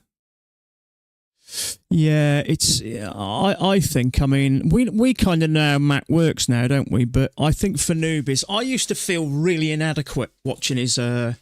Because I used to think, why am I not seeing a dozen trades a day? What? I'm never going to get this. So I think it can come across as confusing. Absolutely. I mean, we're all the best one in the world. You know, some people, I don't know, some people are good at teaching. Some people, you know, they say if you can't do teach or something like that. So, you know, he's probably been told a million times. I don't know. It just, for me, I think I wouldn't mind him marking all those as long as at the end of the day he said, for me, the two I took, or the best looking trades on there was that lower high and that one. The rest in real time were hard to tell, because in real time, it's a completely different game.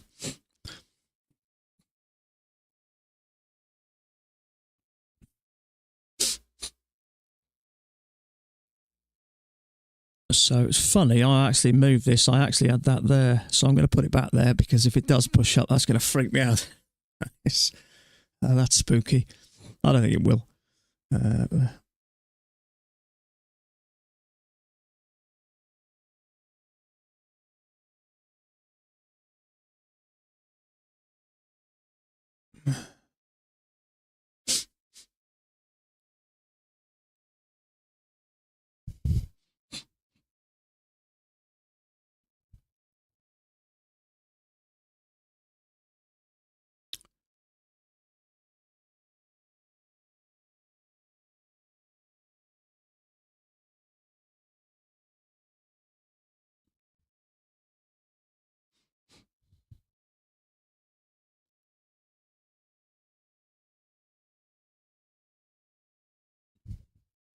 Wow, look at that.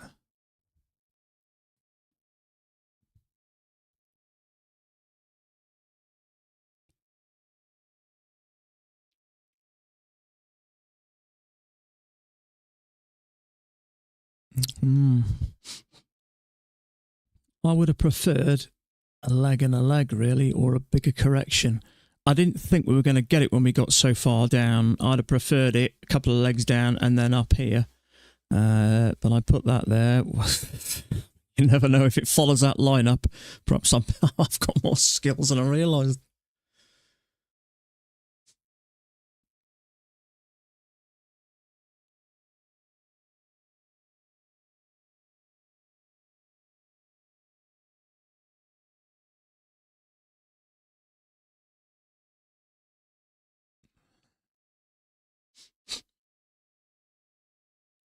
Order filled. I've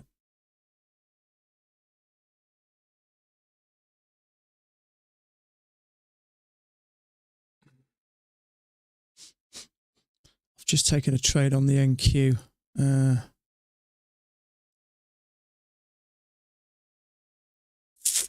Yeah, look at that.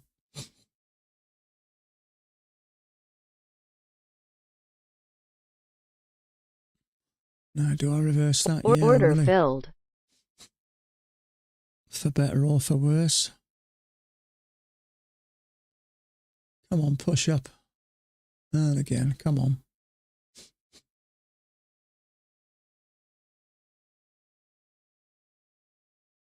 No, go, push.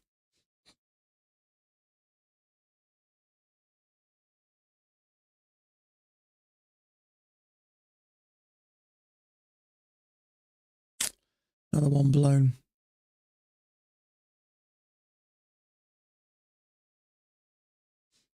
Come on, push up. I just reversed the trade. It just looked like it was. It's not going to work, I don't think.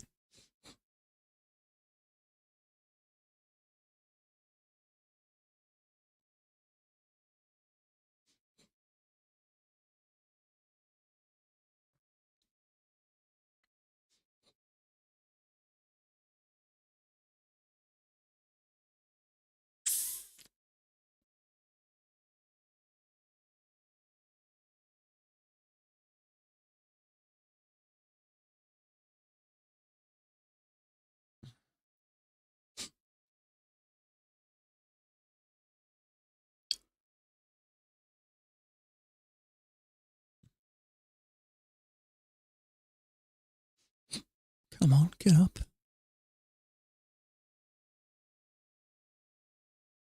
Reverse it. Yeah, I only ever do it on an evaluation. The trouble is when you reverse it, you kind of lose a tick either side, don't you? I don't often do it, but it looks like I think this is might push up and follow this line. And if it does this on this, it looks like it may be trapping some traders here, see? So I think this is going to push up and clear some of this out. And if it does, and do it on the NQ, I might be able to hold on to this account. Trouble is, it went up to $1,000. Now it's come back. It's getting back up there now, but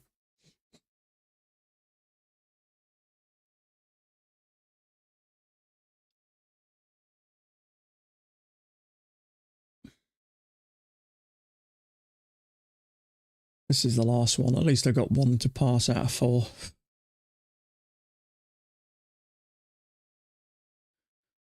Come on, push up. Come on, NQ.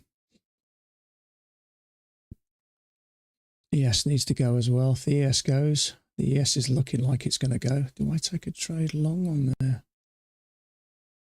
Yeah, I'm going to. Order submitted.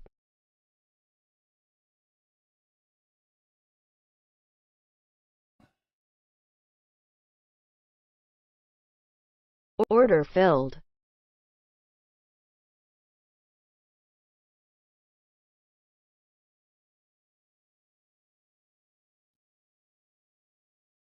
It's gone long on my other chart. It looks like it's going to eat up some of these stops.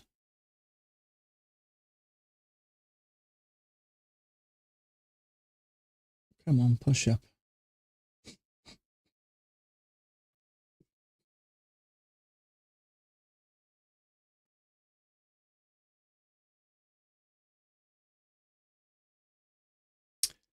It was a failure on the, I'll show you the chart.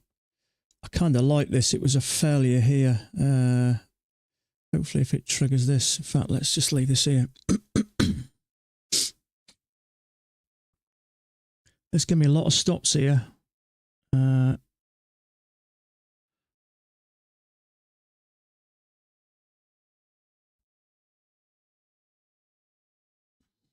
on, push up. Come on, slice through that lot. Come on, and again.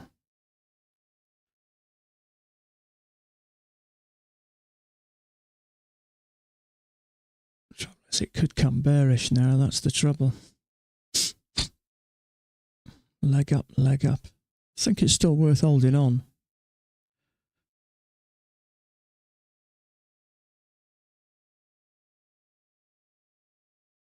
That's not bearish, so we couldn't get down there, see, so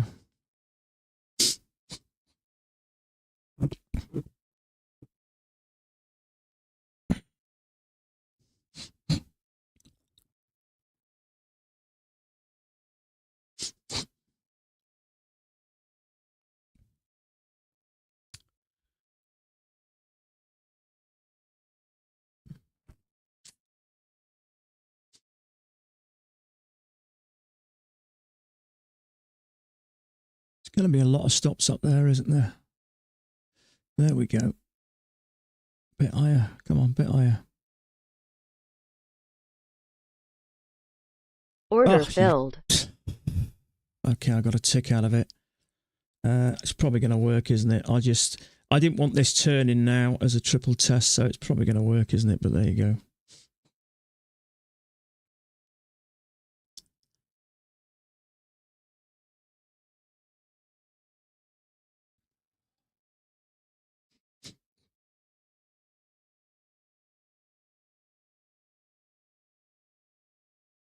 Got a tick anyway. It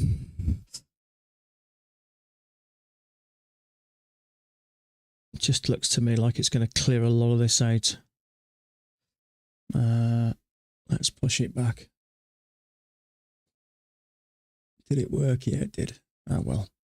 Let me just check. 3 points I'd have gone for, which is $150, which is above this. I think it will. Yeah, there we go. So it would have worked. So look how it's following that line now. That's spooky, isn't it? How spooky is that? That's proper scary. In fact, it doesn't follow lines any better than that, does it?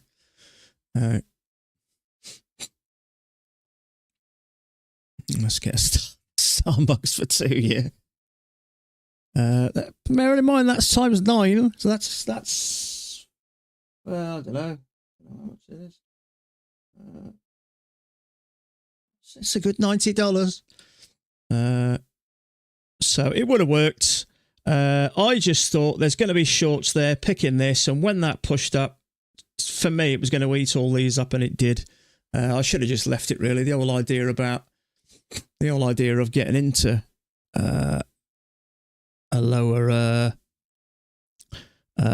account size or a lower contract size would be to hold and not get kind of nervous. Looks like you have a level up on your chart skills. Yeah, I think it might have been a complete fluke, but after that big move down, I'll be surprised if it just does this and dropped. I think that was just pure luck, I think. As much as I want to blow my own trumpet, I don't think it was. Where's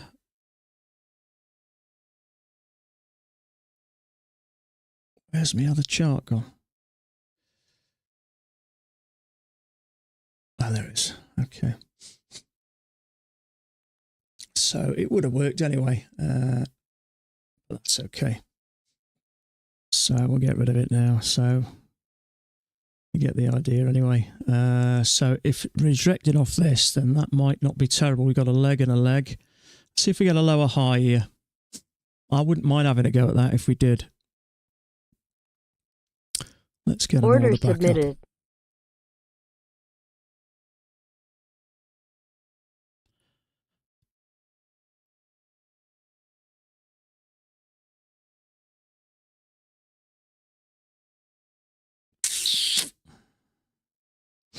Trouble, it's above that EMA.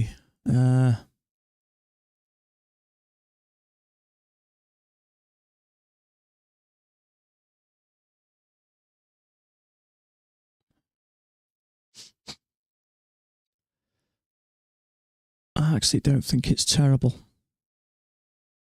No.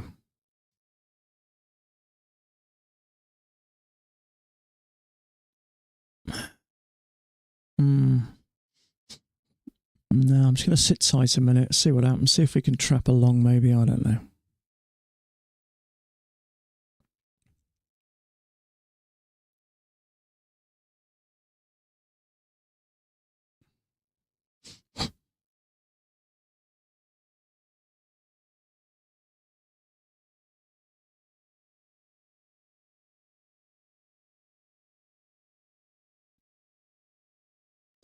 See if we trap a second entry long there. Would I want to go long there? Not really.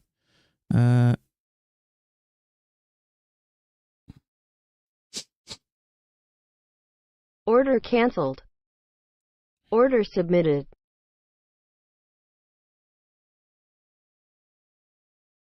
I'll take that on the engulfing if it gives us one.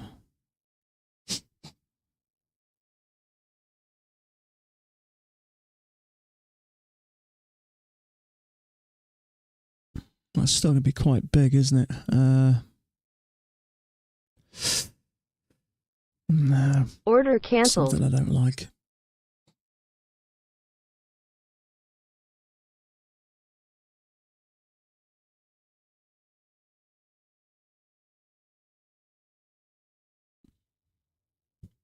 We need to get below that EMA, really.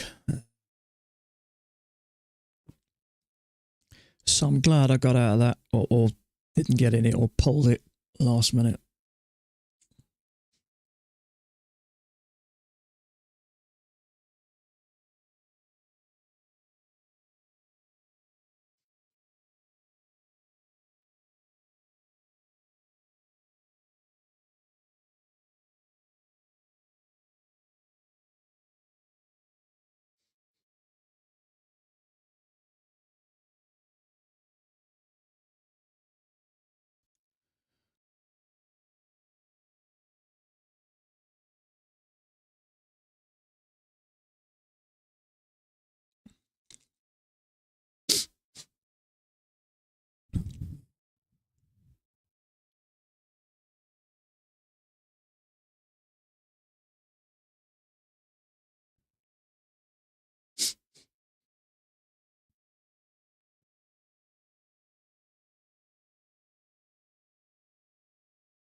keep have to telling myself, though, even though I'm going for one contract, I've still got to wait for a solid.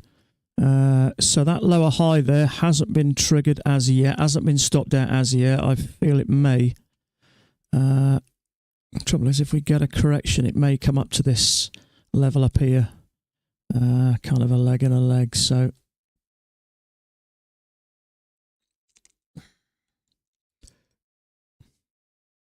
I can't see any real rejection there. It's just holding at the moment. Order filled. I'm just going to Order filled. try and get a few points just from this little trap here, if we get one.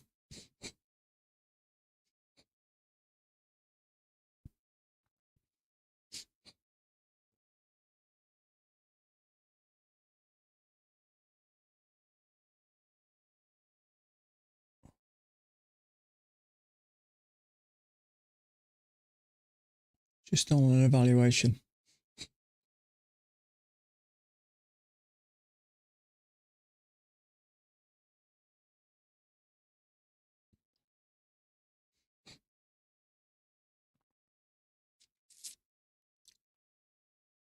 And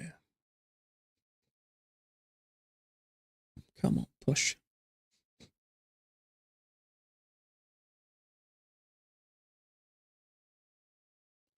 I expect there's going to be a few stops above there if it does push up.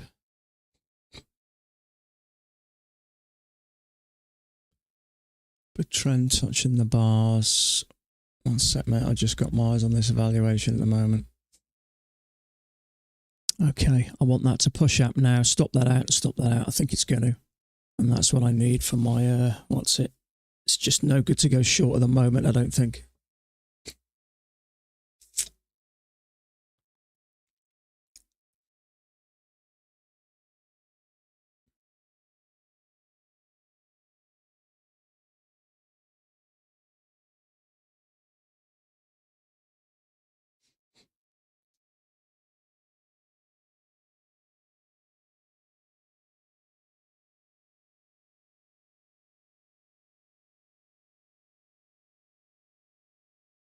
Flickering around now.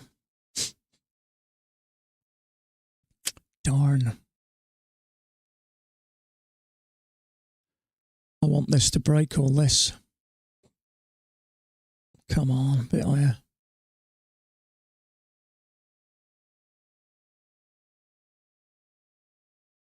Come on, NQ, push.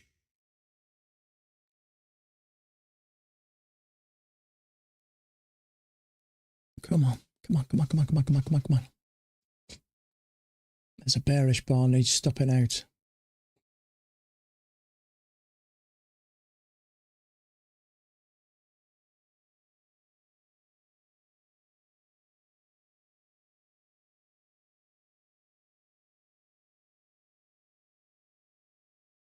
Come on.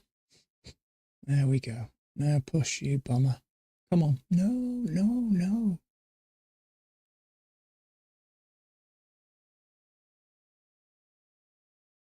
You do it.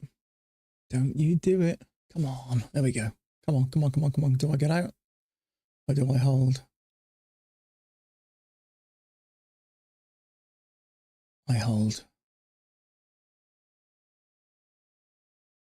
Go on, push. Stop that bar out. There we go.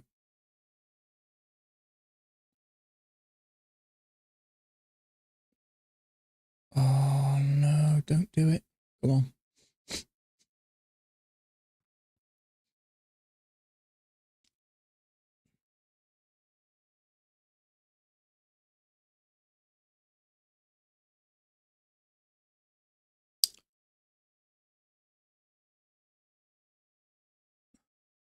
It's going to push up, I think. I'm pretty sure it's holding.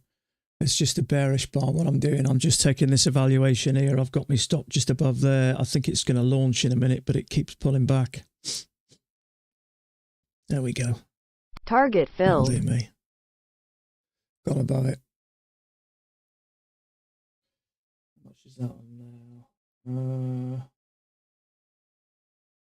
1,700. There we go. Right, let's see if we get this leg and leg here.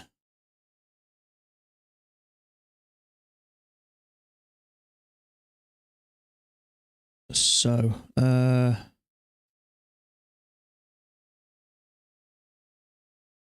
as I say, with such a big move down like that, I'll be surprised if it does that and comes straight down. I'd like to see a correction.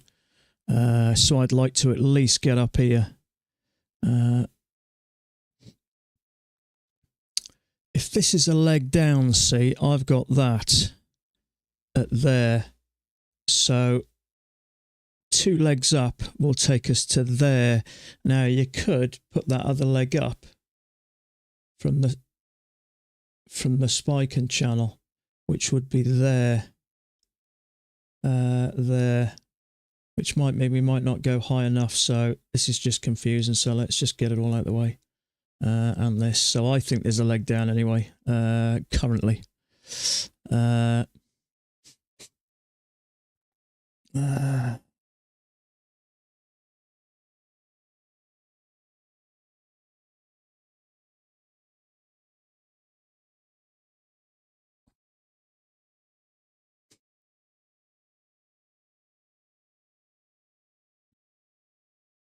So channel, break, new extreme. It depends. You may call that a channel, in which case we've already had a break. To be fair, I haven't had a red day for quite a while now. I've either had a neutral day or a green day.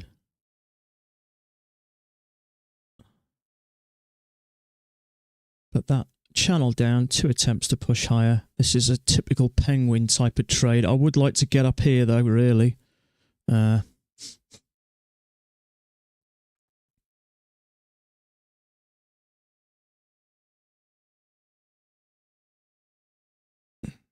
Is my down? Are you on about this one here? There's a possibility that there may have been a small break there in a new extreme, but I'm not sure. This to me is like a break.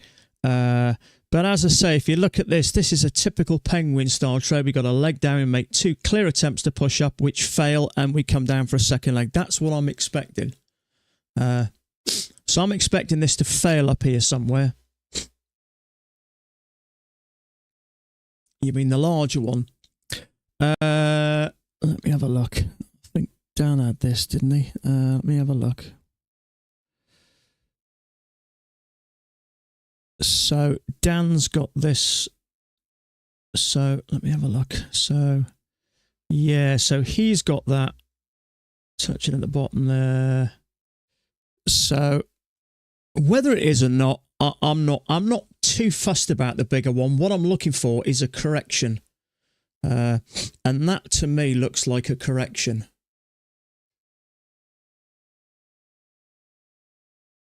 Order filled. So I'm just taking a trade on the NQ again.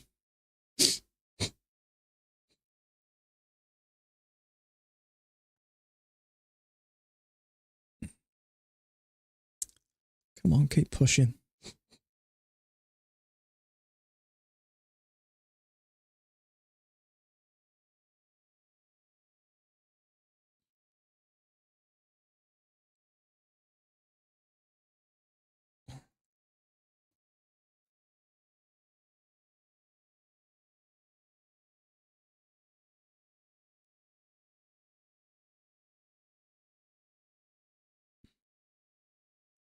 Come on, push down a little bit more and we're in. Come on. Come on, push down. No.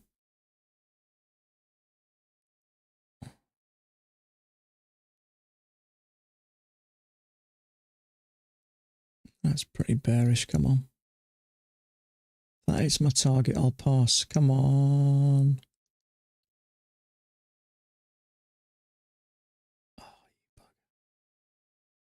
Come on.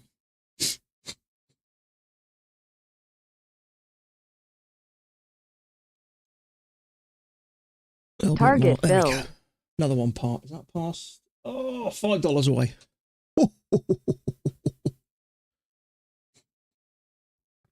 I'm $5 away from passing. Oh, that's a bummer. 2,995.70. Okay, so let's just drop that. What do I need? A couple of ticks, don't I? So let's just edit this. What do I need? Let's go for 2 ticks.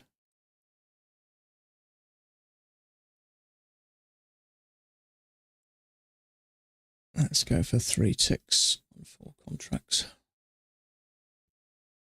Order filled.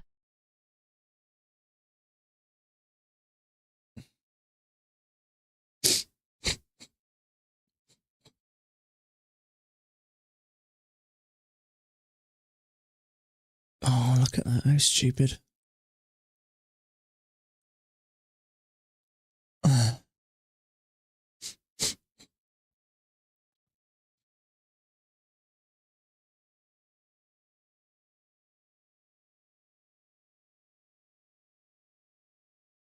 Two ticks on 4 contracts and it's completely gone the opposite way.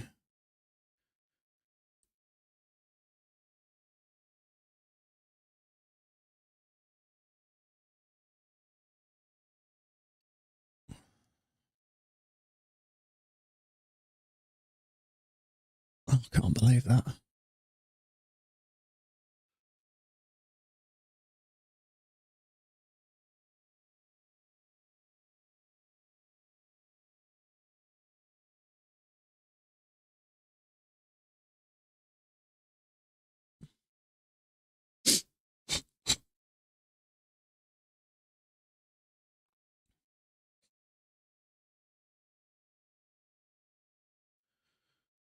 Oh, dear.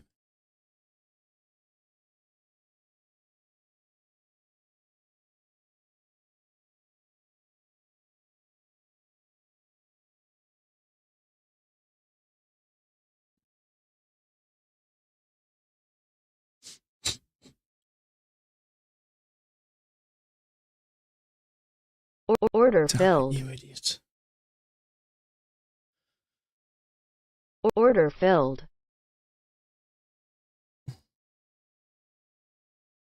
Order filled. Target filled.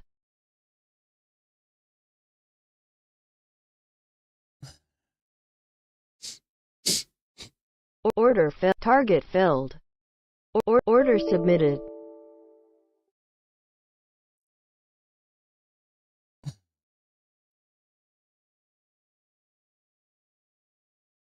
Target filled.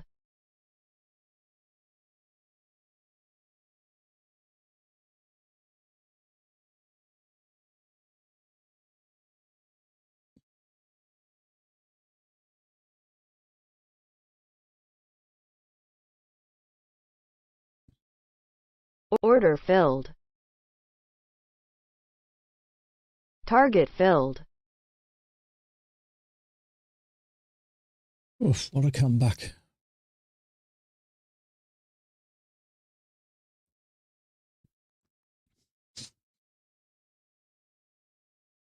Order filled.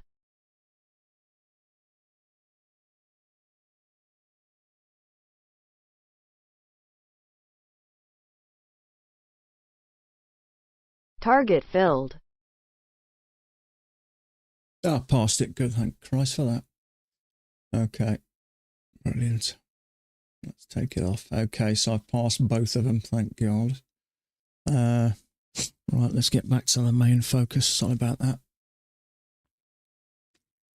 So, both of those are passed anyway, so that takes me up to 12. So, let's focus on what I'm doing now properly. So, let's have a little look. I think we've gone beyond that leg now. Yeah, we have. So, let's get rid of that. And that.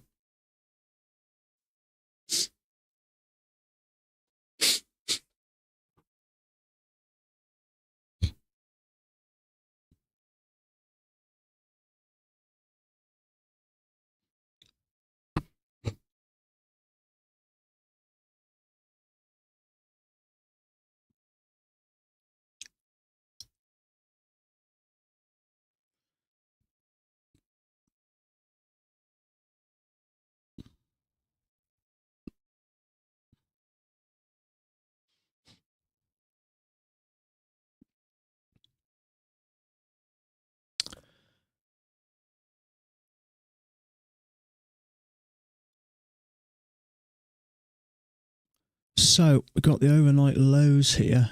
Let's see if it tests it there. So there's the highs, there's the lows. Now we're just over this 50% level, so as long as it doesn't go much higher, it may still come down. There's always that possibility.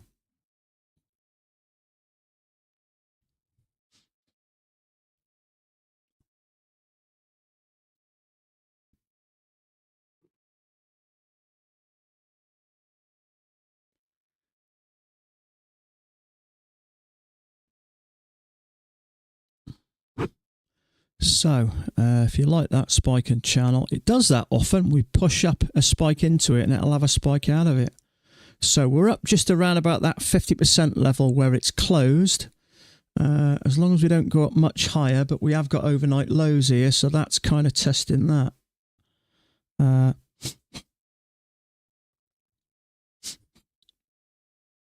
We have triggered that bullish bar there, so but the trouble is it's still a bit congested here, so we're going to have to just sit tight. And there is a lower higher mother chart, but I just don't fancy it.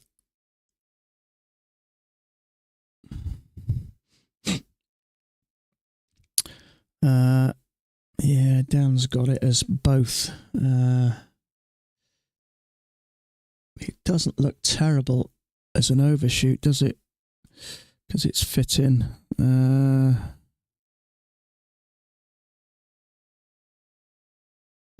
So I'm going to assume this is an overshoot. And just leave it there. But the midline doesn't look terrible, so it's a bit early days, I think.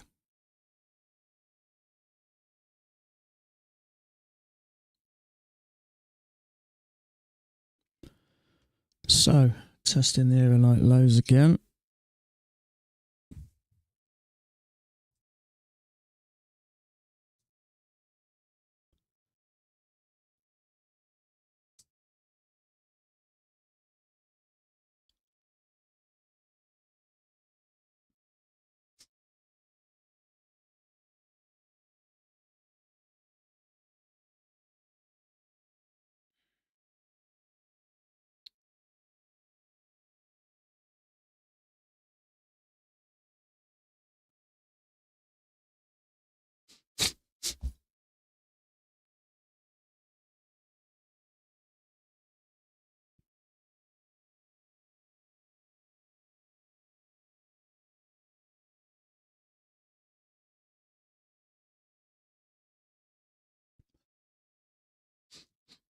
So a lot of the times with an overshoot, it'll do that, have a break, new high, and then reverse.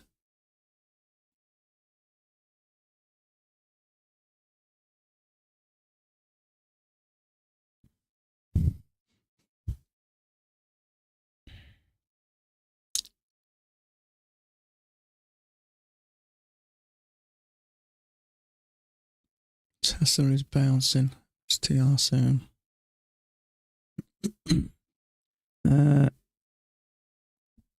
It's not looking great for Tesla at the moment, is it? Because Canada have said they could put 100% 100% tariff on all Tesla cars. Trouble is, I think Elon Musk should do what he's good at, running Tesla, and keep out of politics, I think.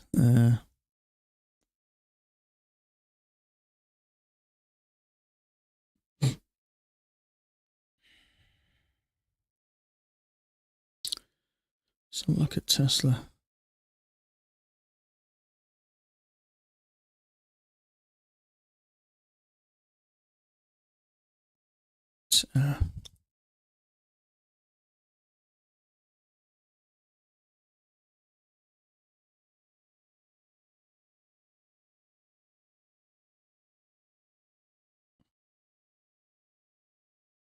Yeah, it's down 1% on the day, isn't it?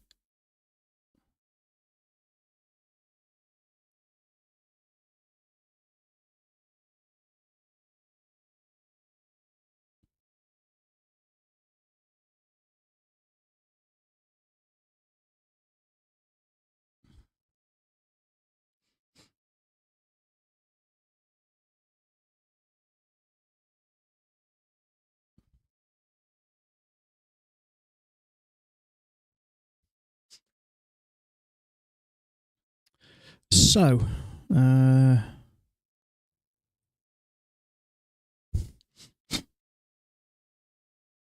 actually doesn't fit bad as a two-tiered channel, so I'm going to keep that as well. So we've had a break from this channel and an attempt at a new low, and this is quite a strong move up. If it pushes up much higher, then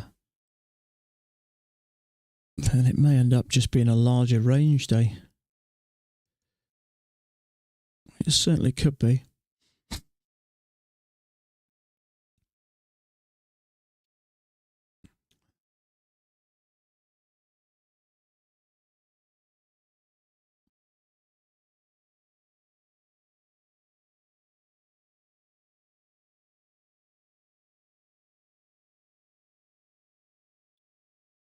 It is.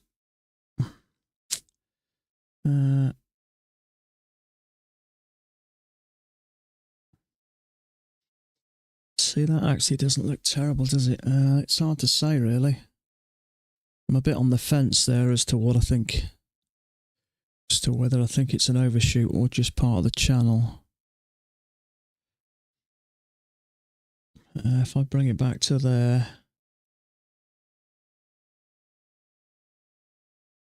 I'm just going to leave it like that. I think the safest bet, if you're not sure, is to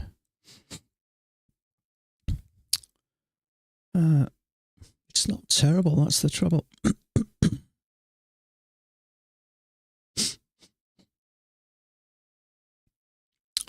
It doesn't look terrible.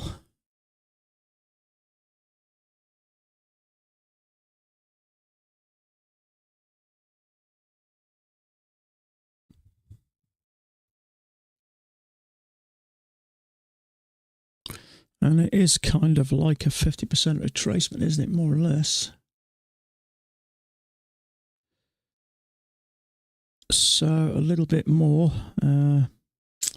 We've kind of bowed out at there. There's the overnight lows there. So maybe it's reacting to the overnight lows.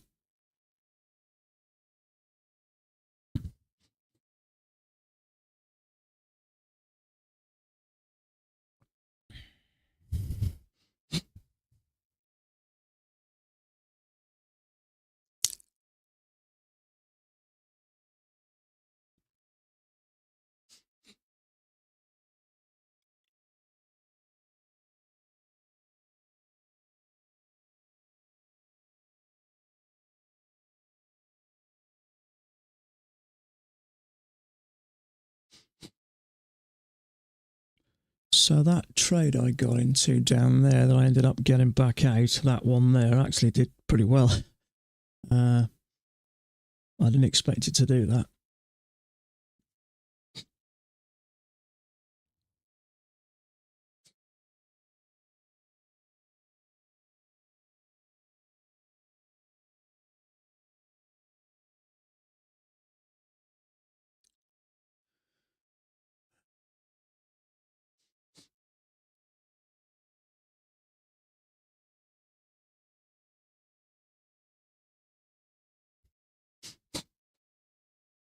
Okay, crunch time.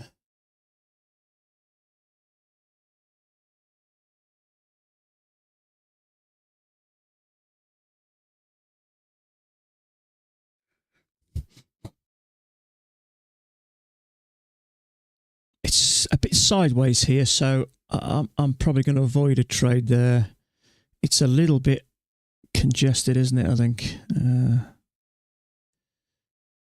So let's just get rid of that. We know the overnight lows are there.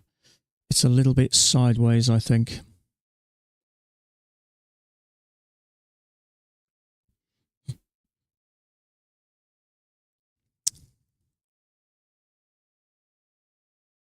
So I'm going to stick my original plan and leave that there.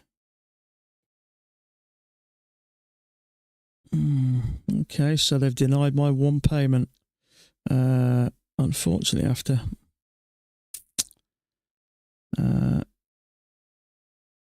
improper risk management. I'm not sure about that. So that was account 36. So I'm not too fussed about that.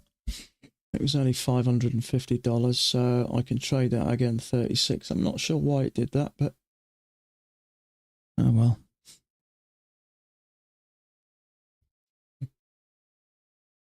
Pretty sure I traded them together on, can't think.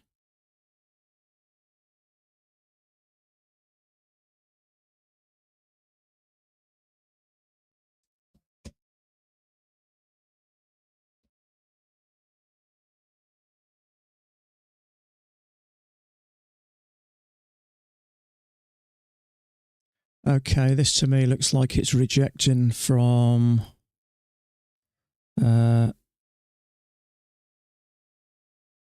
overnight lows.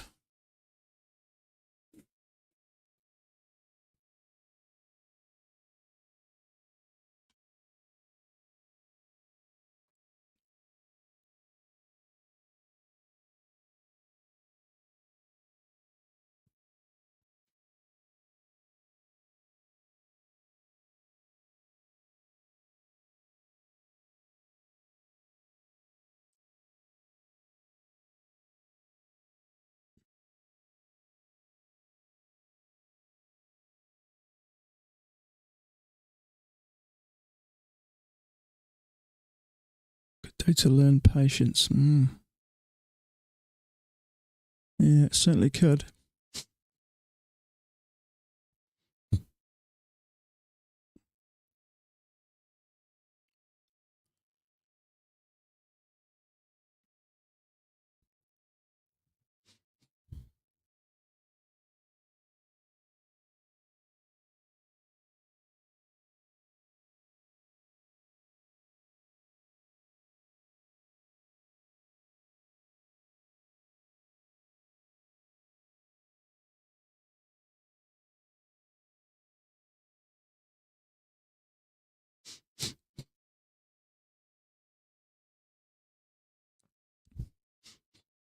So, possible failure.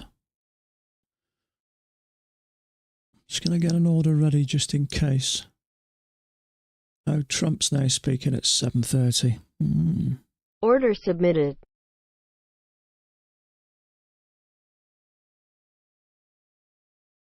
We have reacted to the overnight lows there, so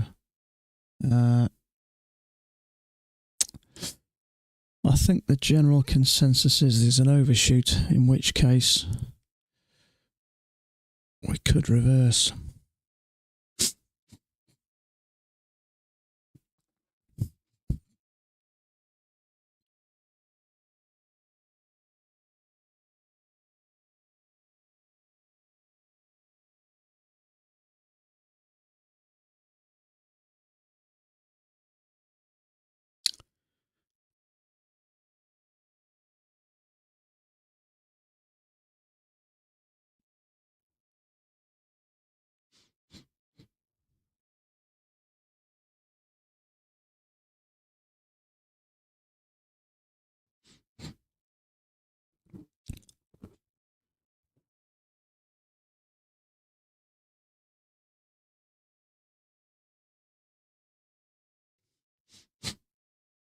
Just going to get rid of that. Order cancelled.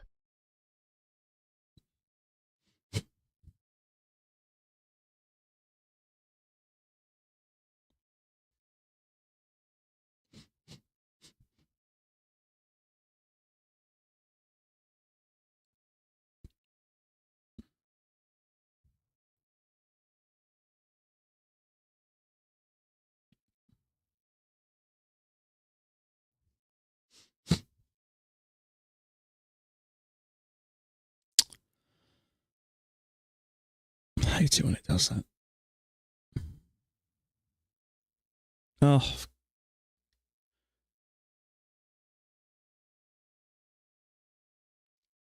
okay, so let's just say that's still there. We've had a break of it, pushed up and out at a new high. We pushed up and closed no higher than that, so still need to keep an eye on this.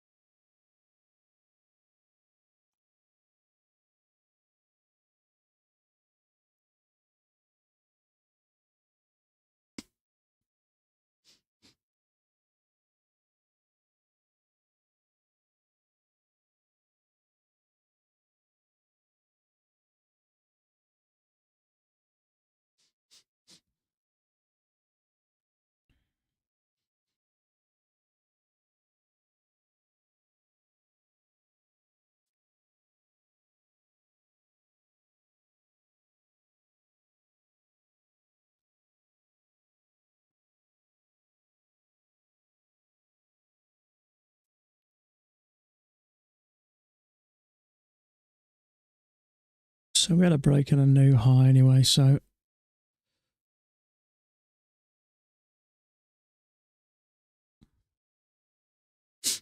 okay, excuse me a sec. I'm just going to take a quick bathroom break. I'll be a quick minute.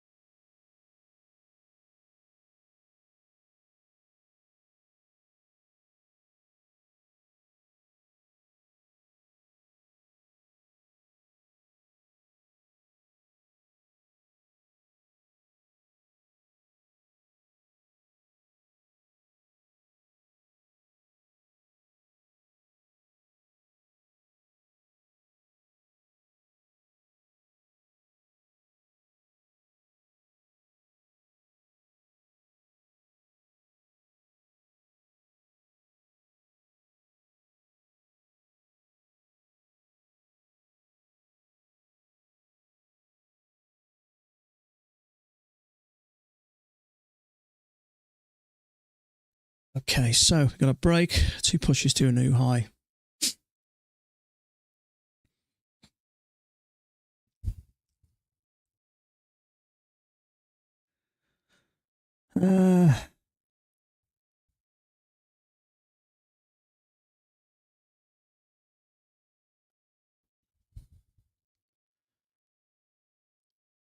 So you could say there's a second entry short there. I prefer to push below that EMA first in case we push up to attempts to go lower.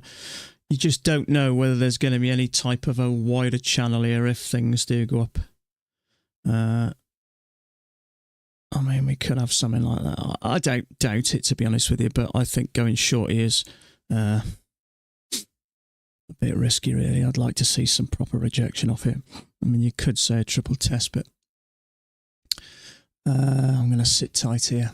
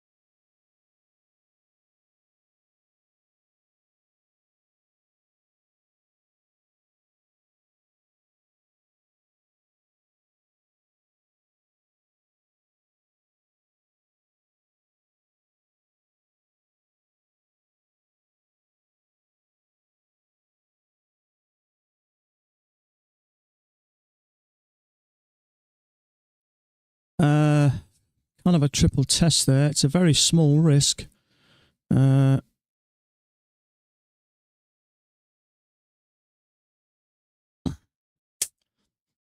I'm just sitting tight here. There's probably going to be some stops there, but I don't know. It's a little bit small and it's a bit... so for me, I'm just going to sit tight here. It's not a huge risk. It's only 6 ticks. If you can get maybe on a little limit order. Trouble is, how far is it going to go? You've got to give this a little bit of space, I think.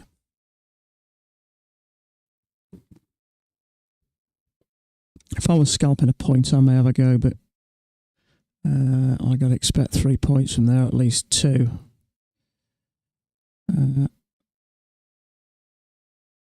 Might work.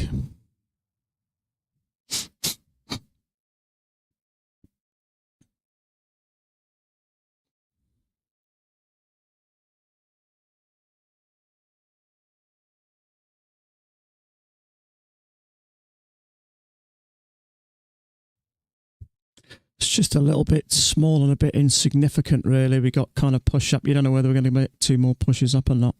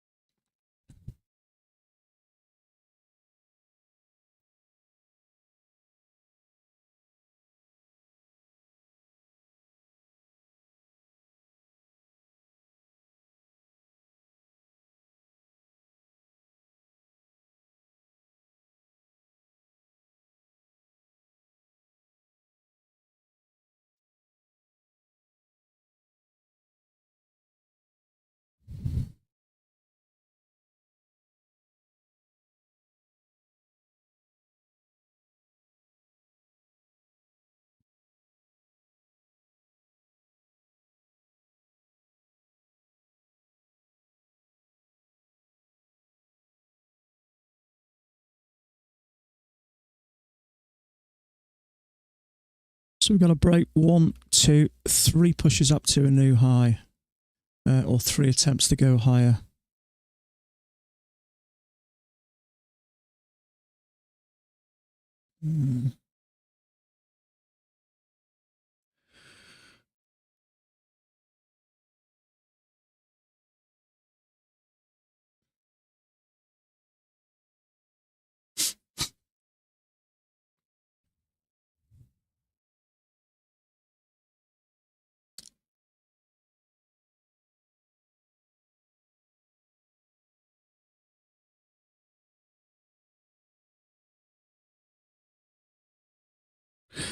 Kind of a triple test there, but it's stuck in the middle of this a bit, really.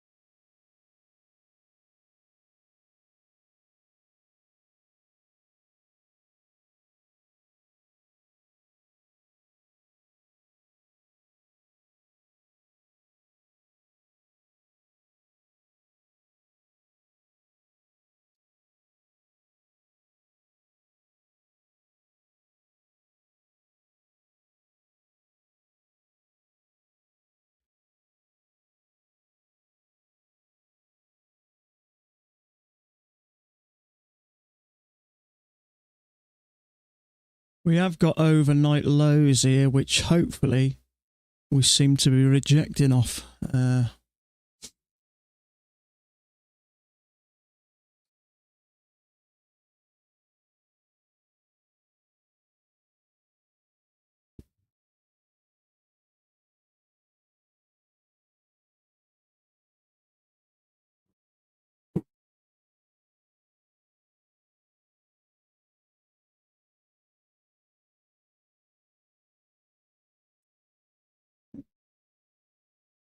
It's a triple test there. On my other chart, it looks a bit better, but it's still risky.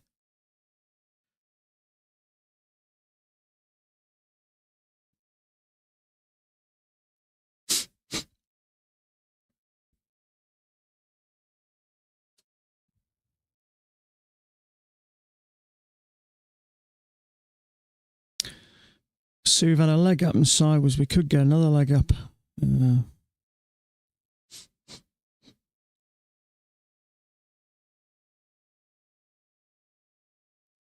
Order I'm going to have a go submitted. at this, because I think it'll stop that out. We have got a triple test. I just want to get out below that, a tick below that bar there.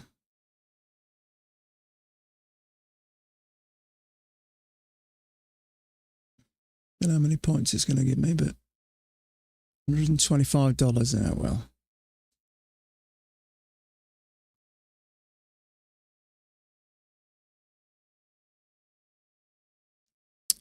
I'd say there's trader's trap there. There's quite a bit of support here, so I think it's worth it. It's $180 risk, so it's not a huge risk.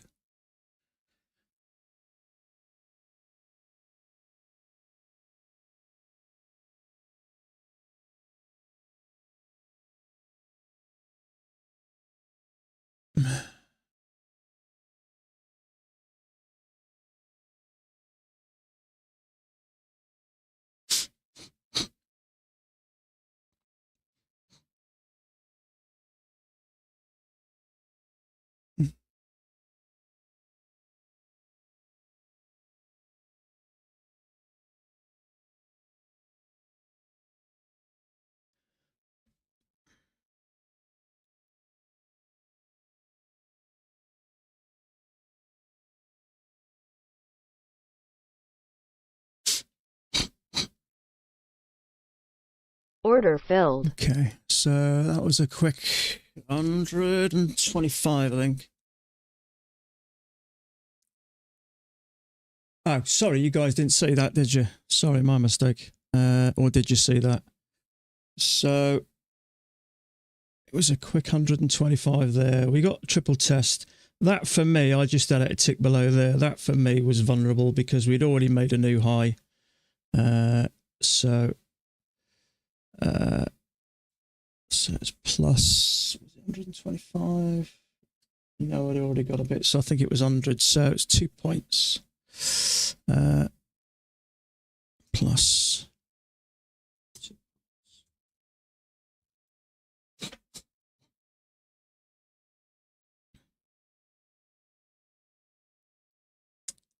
Now, I wasn't concerned about it coming right down. I was more concerned about just a lot of the times it interests me just picking off that bar there is kind of stuck in the middle of that one and just not looking really good. So I just wanted to take that stop out. So it was a quick 2 points. It was less than a 2 point risk, I think. So I just put it a couple of ticks below there.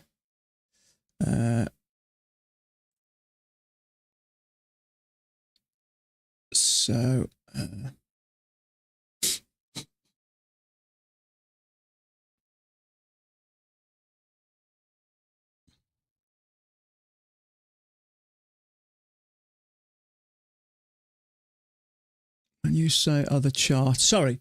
The difference between this chart is if you look, it's still the 2000 tick chart. But if you go into data series up here, it looks like a fist with a square around it. I've got end of day, break at end of day deselected. And what it does is it changes the bars ever so slightly. And the theory is it gives you sometimes a better setup. So we got there was a triple test for me, but the more important thing is there was a kind of a second entry long there, and that was finding support there. So my main thing when I look at this, I think if I'd have taken that trade, I would expect to get stopped out. So when that bar finished, I dropped my order in there and just put my stop a tick or two below there. So that was the theory. But on this chart, as you can see, it was an inside bar there. Well, not an inside bar. It didn't break above it, but that one, it was a matching high. So we'd had a break and clearly made 3 attempts to push higher. So I wasn't after a massive move just to stop out that bull bar there, because if you look at that bull bar, it's really stuck right in the middle of there, isn't it? And to me, that was just going nowhere. So, but yeah, that's basically it. So what I'll do quickly for you, so you can look back on this if you want. if I go on to Thomas Wade's forum, would you say you take more trades off your other charts? I'd say it's 50-50, bud. Sometimes you'll get a better setup, sometimes you won't. But as long as the context is okay, I will take a trade. So what I'll do for you is, if there's a section on Thomas Wade's forum about it, I'll show you quickly. It's called double chart entries. I think that's it.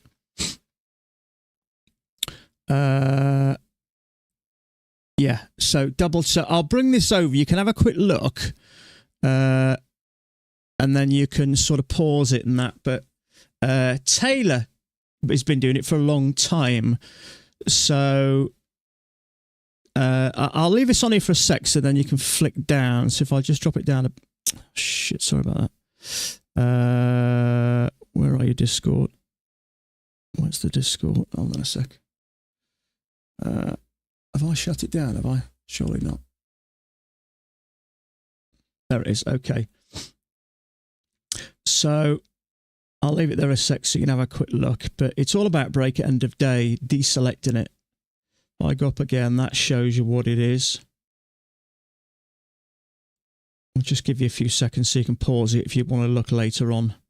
And that shows slight difference. You can see the slight difference. Tells you the same thing. See, you got more or less a bearish bar, but it's got a bit of a wick. That's a strong bearish bar. So a few pros and cons to keep an eye on.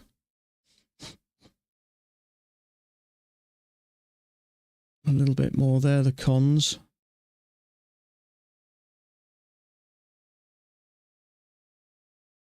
So, and then there's just some questions. But quite a few traders use it. I know Taylor does. I know some use 2 or 3 charts. Yeah, but it does give you a slightly different bar. It's important to get the context right. So we've had the break of this. We're clearly struggling to get up. So the context is telling me on this chart that we're clearly bouncing off the overnight lows. If I zoom into the overnight lows there and put a line there. So that's my thought process. So there, we drop below, but that's where we're closing. And if we go right, you can clearly see that is rejecting off that overnight lows.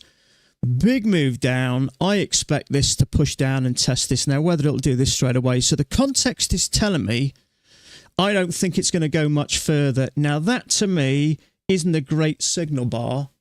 The other one isn't much better, but it's clearly 1, 2, 3 tests. And I'm looking here and thinking, what's vulnerable here? That bar is vulnerable to me. Clearly finding support. So all I wanted to do was just to break below it. And I got a quick 2 points out of it. So, you know, it's about, for me, it's about not only thinking about, is the signal good? Am I trapping traders of the opposites? I was going to say opposite sex traders trading in the opposite direction. And we'd already had a break in a new low. So I think going long there is a bit premature, especially as we're bouncing off overnight lows. And if you watch any of Penguin's style trading, the overnight highs and overnight lows are incredibly important to his trading. So I didn't realise how much of a part they play. So for me, it was just a quick couple of points there just to stop out that bull bar. But yeah, so my normal chart, as you can see there, has break at end of day selected. And the second, all I do is copy that chart, just duplicate it and then deselect it and reload it. And then you'll find there's a slight variation. So if you've got a really nice 2 legs, but you haven't got a nice bullish bar, if you've got one on your second one, you know, you can potentially use it. So it just makes life, just gives you that extra crack of the whip. You know what I mean? I almost shorted that lower high. Yeah, for me, it's a little bit rangy there. You can see that, can't you? So I wasn't after a big move then. That's what I'm seeing there. So that one going long there is stuck right in the middle of there. So that's vulnerable. So it came down, did what it was supposed to. So now it's having another go. Now we've had a push up and sideways. It may come a bit higher. I wouldn't be surprised. We have a leg sideways and a leg. And the way this is failed and come back in strong, I would have said would clean out some of these possible short stops there. So I'd expect a leg and a leg there. or at least to clear out some of this, bearing in mind we are bouncing off overnight lows. So I think there's a good possibility of something like that. But,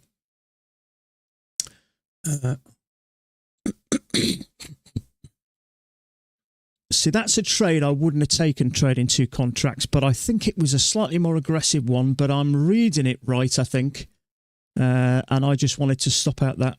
It is important to find out who's trapped and are the trap trades looking vulnerable. And to me, that definitely was. So break 1, 2 pushes up to a new high. So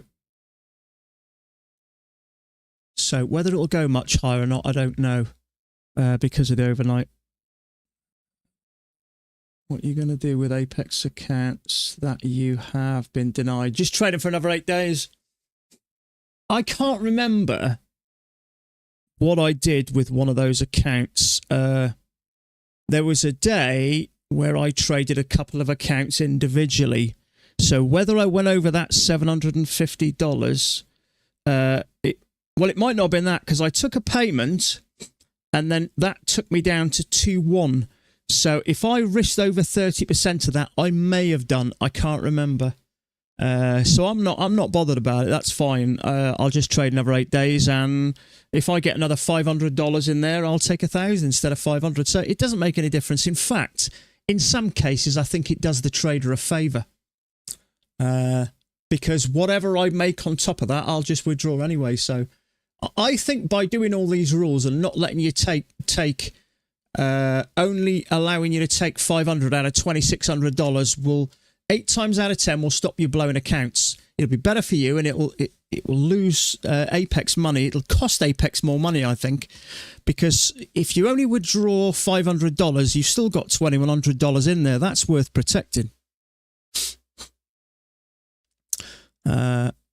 So I did say I expected a leg and a leg, but I didn't really think it would get much higher because of the overnight lows, and we're getting a bit of rejection there. So it's bouncing a bit. So I think by only allowing us to take 500 and always keep $2,100 in there, I think Apex have done the traders a big favour. Lifetime PA. Lifetime. I only ever pay lifetime.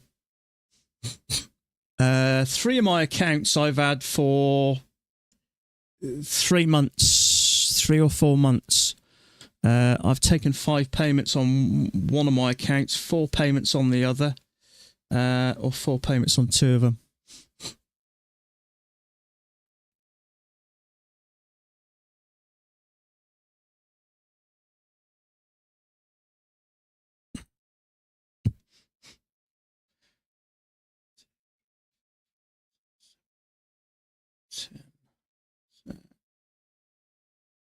So it's still $1,160, only taking a little bit, and it's still classed as a winning trade. So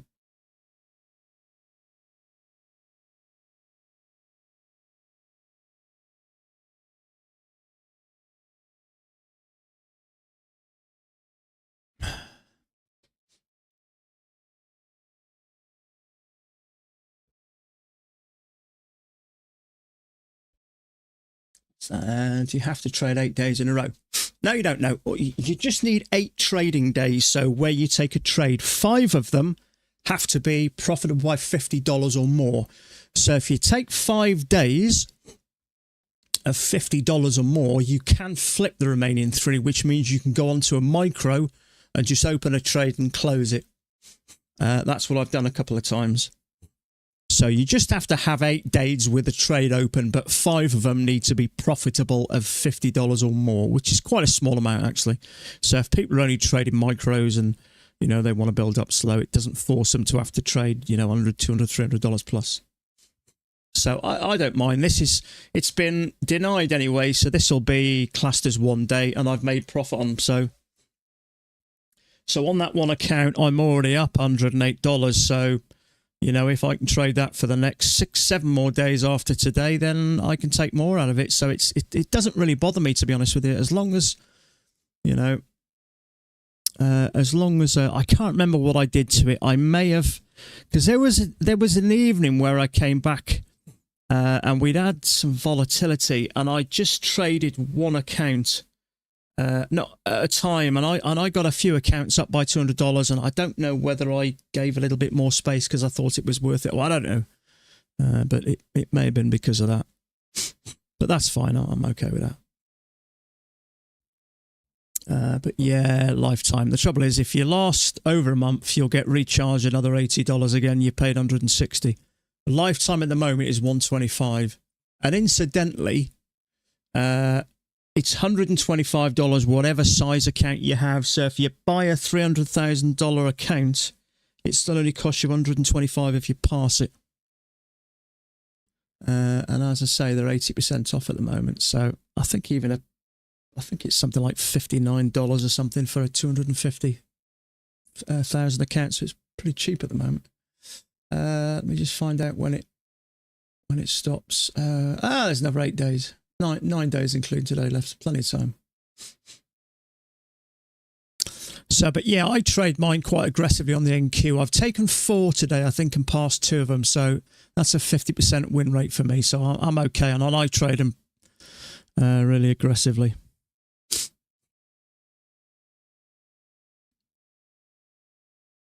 To get a payment, you've got to $2,600. If you get to $2,600, you can take $500, but then that takes you down to $2,021.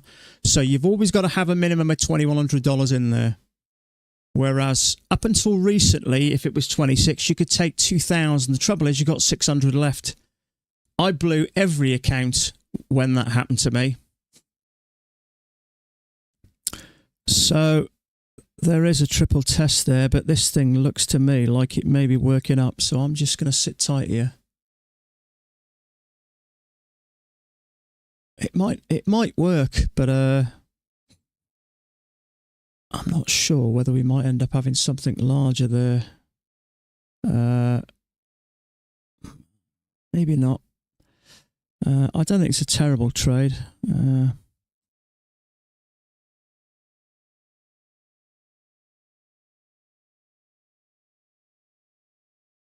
5 days of 50, and then you can flip. Yes, correct. Yeah, $50 minimum. I don't know whether that, I mean, if you get 50 and you lose 8 or 4 for fees, commissions, I don't know whether they count that or not, but so all my accounts now are up 100 and whatever it is today, so that'll count as a day, and obviously unless I take a loss.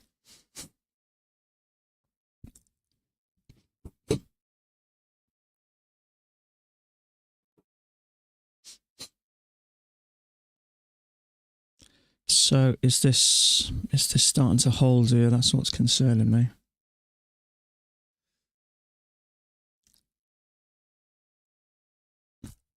So if you took that trade, see, I go for 3 points really, so it's got to hit 225 to push through. Now it may work. I know it's a terrible trade. You could say this is one test, this is a second test, and this is a third test. But at the moment, this looks like it's ranging to me.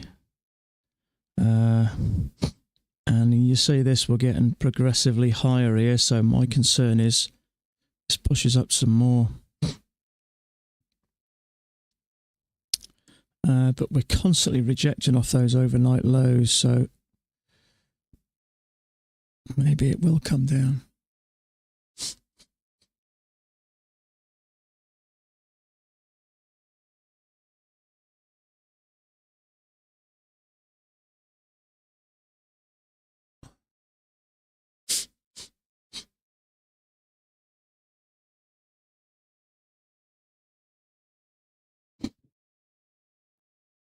I think that will come down now. It looks like we've got a little leg down there with a bit of sideways, and I think we'll probably push down again.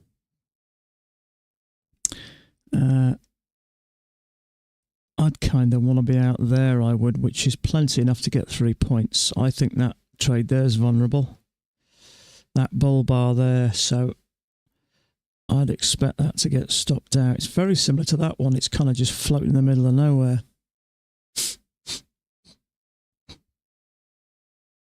but it is sideways, so who knows what it's going to do.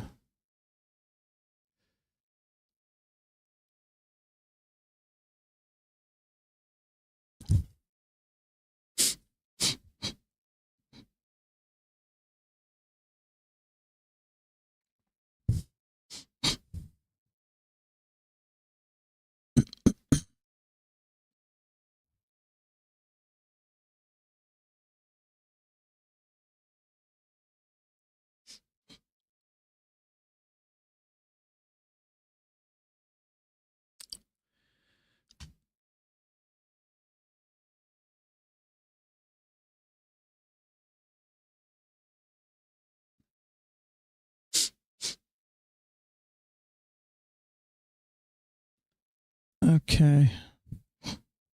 And this is really trying, isn't it?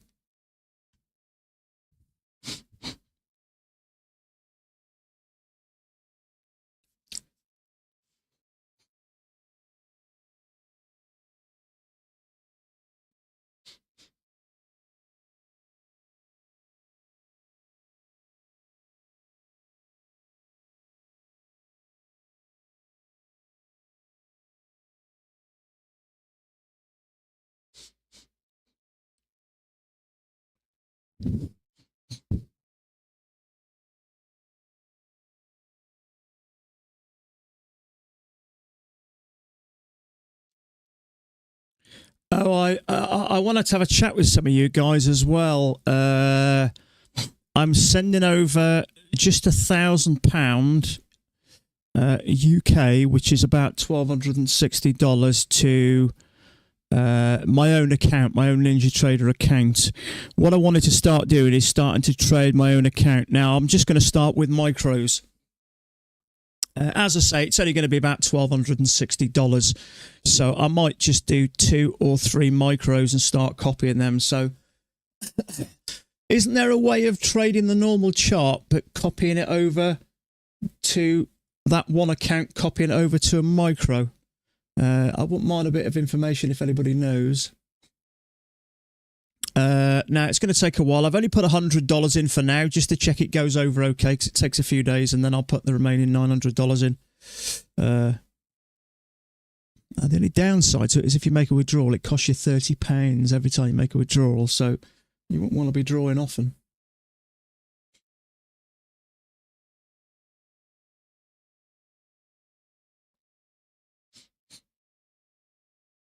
So I believe there's a way of you trade with trade sessions. Yeah, I believe there's a way I can just copy it. I can copy my account as well as his other Apex account, but I can change that one. I think I do it in. I think I can change that one. Isn't it crossover? I think in Replicanto. Replicanto. I'll have to get a little bit of advice on that before I do it. But I'm just going to start a couple of micros. If I risk 3 points on 2 micros, it's $30. So I'll be risking a couple of % less than that.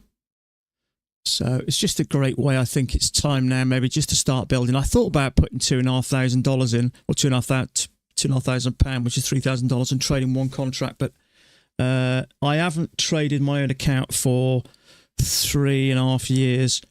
And it didn't go well the first time. Obviously, I shouldn't have traded it. But I think now's the time just to start to get that ball rolling a bit. So I can just trade that. I don't need to worry about taking money out of it. Just trade 2 or 3 micros and just copy it and leave it and forget it and let it just run in the background.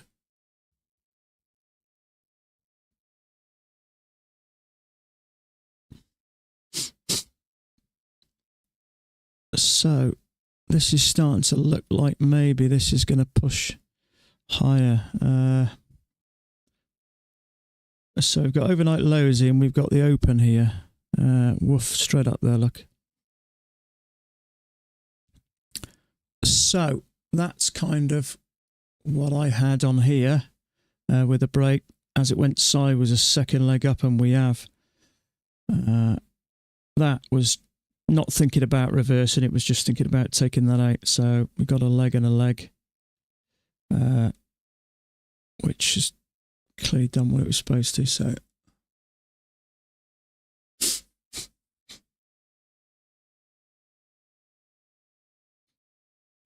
So I am wondering now whether this is just going to turn into a range day.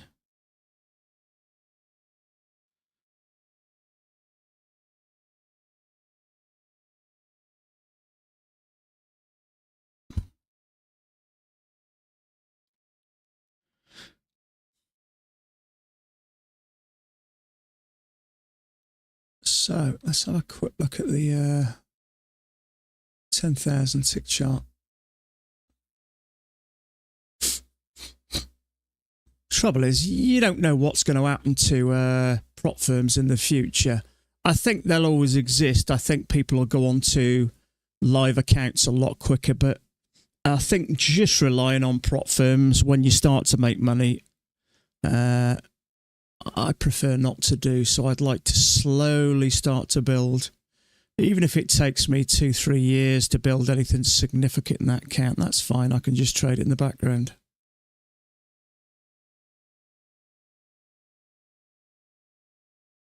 Yeah, so this is the 10,000 tick chart. So this is just looking like it's reversing, I think.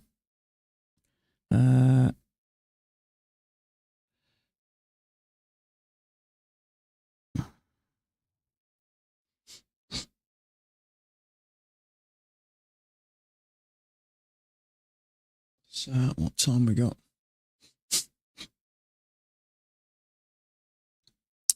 2 hours 50, so 10 minutes, and that'll do me, I think, today.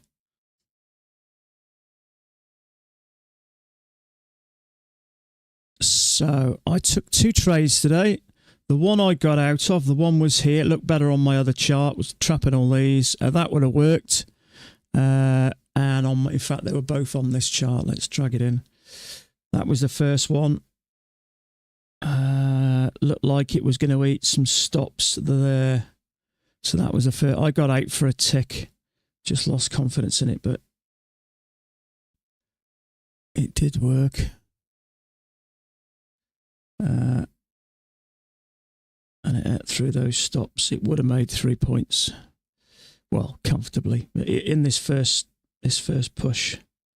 Yeah, comfortably. So the reason I got out of it for a tick is when this bearish bar happened and I'm thinking, damn, triple test.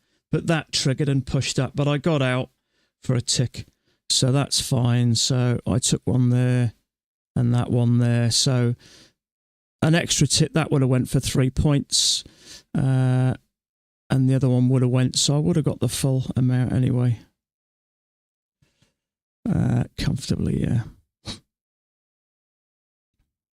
So both trades taken on this chart. I think that's just pot luck, the fact that it didn't look terrible on here, but for me it was going to eat those stops. That one didn't look great on here. On the other chart it looked okay.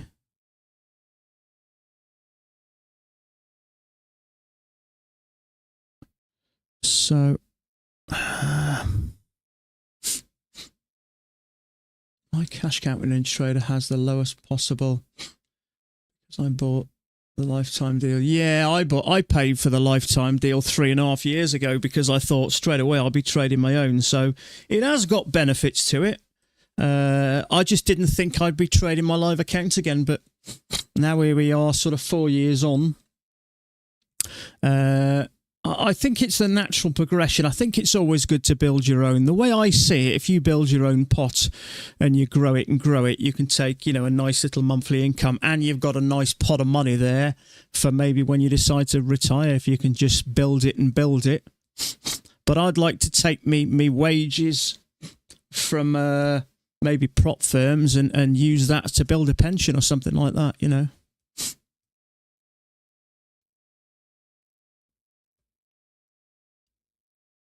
even trading sort of 3 micros. What's that? 3 points? It's $15, is that right? $15 per point, 3 points. It's $45. You're going to get a couple of those a week. That's $100 a week. It's $5,000 on a year. Obviously, as it grows, But I think it's a good taste of it. It's going to feel a bit different. But trading micros, it shouldn't do. If I went straight into a contract, It probably would.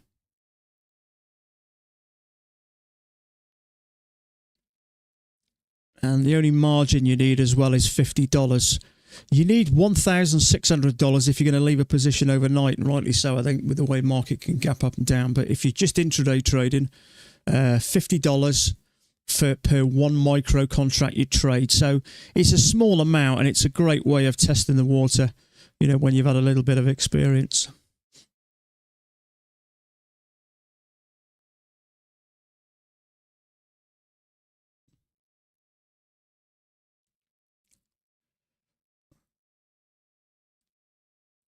So maybe there is a larger channel there. This doesn't strike me as something now that's going to come down. I think that was a clear break from this and a clear attempt to push down to those lows, and it hadn't. I mean, that is a reversal, isn't it? There's no argument about that. That's not going to come down and retest it. Not based on this, I don't think. It's gone far enough now that I can't see it coming back. Yeah, we're up to the early 70s there, I think. 50, 60, yeah, close to 70 there. So this to me now is a spike in a channel. Looks like it's going to continue up. So it's just more or less looking like a range there, I think, to me.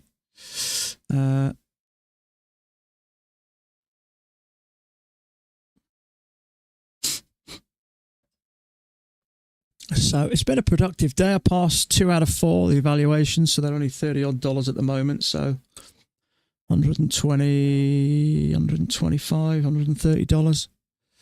It's just over £100 UK money. It's okay. Been a follow for a long while. Listen in the background. I'm glad you're getting decent withdrawals there. Thanks, mate. I appreciate that. Kept cold. I like that. I've traded Pats for 4 years. Yeah, a little bit longer than me. I started, I think it'll be 4 years in June, I think. I started Pats. But it's not been easy. It's been a kind of a rough old ride. But I'd say the last sort of 4 or 5 months, it's felt much better. I kind of enjoy my trading now. It's definitely a little bit more relaxing going down to one contract, because I wouldn't have taken either of those trades. Both of them would have worked. So I think it's just definitely taken the edge off it. But it has taken time. You know, I get what Max says now. Well, I started as a complete beginner trading currency. I knew nothing about trading at all. I was a match better. So I did something called matched betting. And if anybody doesn't know what that is, it's taking advantage of the free bets that the bookmakers give you. So effectively what you do is, for instance, you sign up to, say, Betfred. That's a popular betting site in the UK. And you also sign up to a betting exchange like Betfair. Most people, I think, have heard of Betfair. If you watch any football, they're splattered around the ground. And that's a betting exchange, so it allows you to make bets and lay bets. So you could bet against something. So effectively what you do is you sign up to a piece of software which costs you about £15 a month. And so you'll bet, say, £10 for Liverpool to win, and you'll go on to the betting exchange and bet £10 for Liverpool to not win, whether it's a straightforward loss or a draw. So effectively, one bet cancels out the other one. It doesn't really cost anything, bar about 25 British pence per £10. But then you get the free bet. So that's when you use this online software. It'll find you a bet with good odds. Because you're not risking your own money, you're risking someone else's money. There's a slight different calculation. So for every free bet you get, you make about 80% profit. So if you get a £30 free bet, you make about £23. And then you move on to the next one. And I made about £8,000 over 2 years doing that. And it's all tax-free because it's classed as gambling, although it's not. But after a while, the bookmakers realise all you're ever doing is taking bets when there's offers, and they start to what they call gub you. And I heard a few other match bettors talking about Betfair trading, and obviously as soon as you put trading into a search engine or into YouTube, it brings up all manner of stuff. And I started watching a guy called Andrew Lockwood. Watched one video, watched two videos, and so on and so forth. I like what he had to say. You know, never worrying about losing a job, being made redundant, more time to yourself, skill for life once you've done it. And that's where the nightmare kind of began. So I did like a mentorship for 6 months with him. And what I liked about him is he broke down a candlestick. You know, he tells you exactly what it was, what information, and he taught it down to very basic, easy to understand. And that's kind of where my journey began. And I spent 6 months learning to trade currency. But if anybody's trading currency, you've just got charts bloody everywhere, different multiple currency pairs, which you're looking at. And I just found I was spent most of my time trawling through charts, looking for a trend. And then, like a lot of people who trade this, I saw Coleman and Michael Chin guys. And after trading currency, looking at trading one chart, one time frame was absolutely refreshing. And I was about to pay for their course, $300 odd.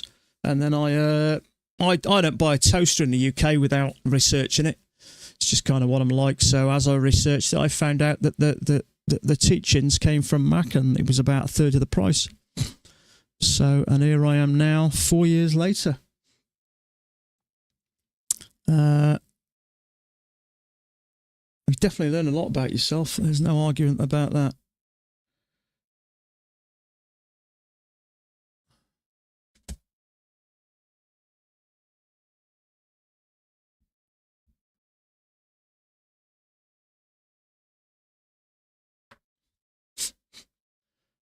So,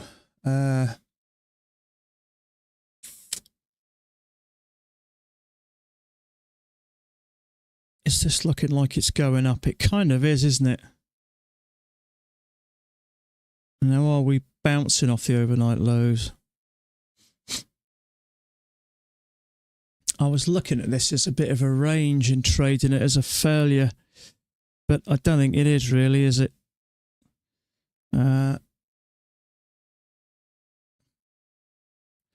If it touched a few more times, I would have done, but we've had a push up, and it's just 2 legs back. So we are bouncing off overnight lows, so that may work. But I'm just sitting tight at the moment.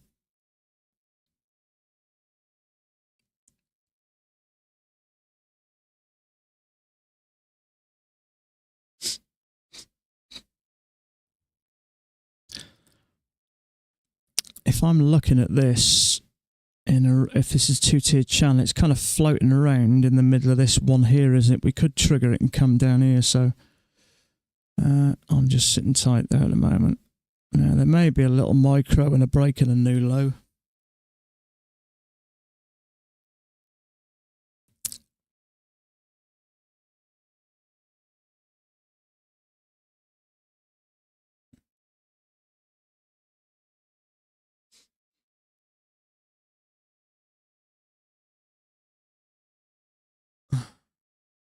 Kept going. After fighting and the things you have to go through to be where you are. Give up is not an option if you want to trade. Yeah, I'm a bit lucky there. I'm kind of stubborn like that. I wouldn't necessarily say it was a lot of drive and commitment to do it, because I kind of just felt like I wanted to keep doing it. So I'm a bit lucky that the fact that I can, you know, get a good thump on the chin, recover overnight, and come back with, you know, a kind of that goal and desire to do it. I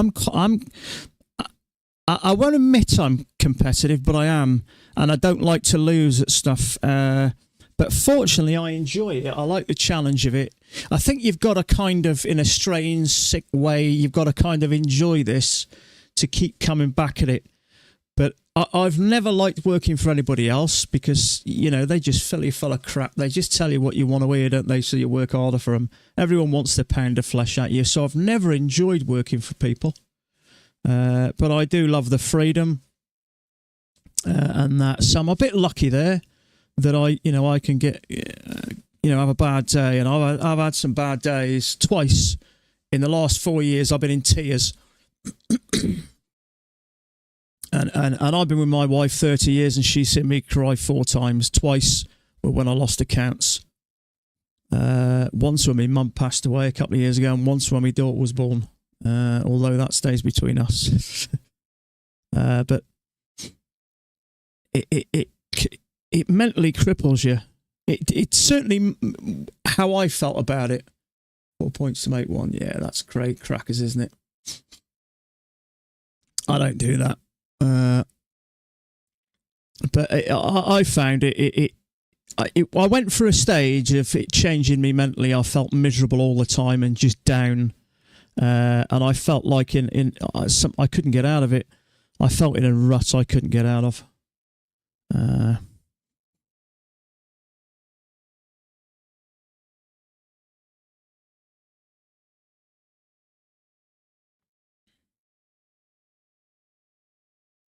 So, yeah, to make 1 point, yeah, I don't do that. I mean, to be fair, I took 2 points on my last one. That's low for me. I like 1-to-1, so most of the time I go for a flat 3 points. And I think if you get a good setup, it'll easily make 3 points. The only reason I took 2 there on the other chart is because all I was interested in doing is stopping out that bull bar there, which was kind of floating in the middle of nowhere. My gut feeling is I got in there, it was going to break below there, and that's when I picked up the 2 points. But ordinarily, I wouldn't. I'd take more than that. 3 points is where I like to be.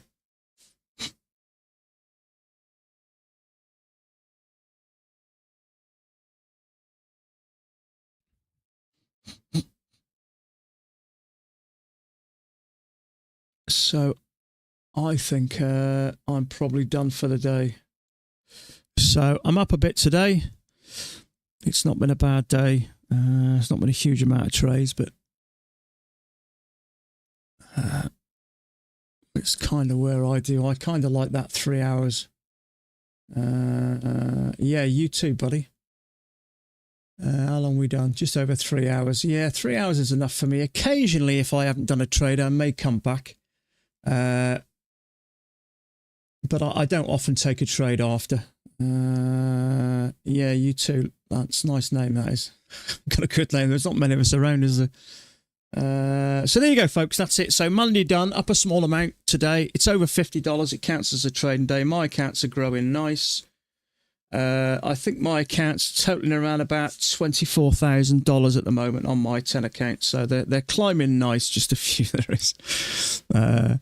So there you go. So I appreciate your company. Hopefully you've had a green day. If you're carrying on trading, best of luck to you. Failing that, have a great evening. Stay safe, and we'll catch up again tomorrow. Bye for now.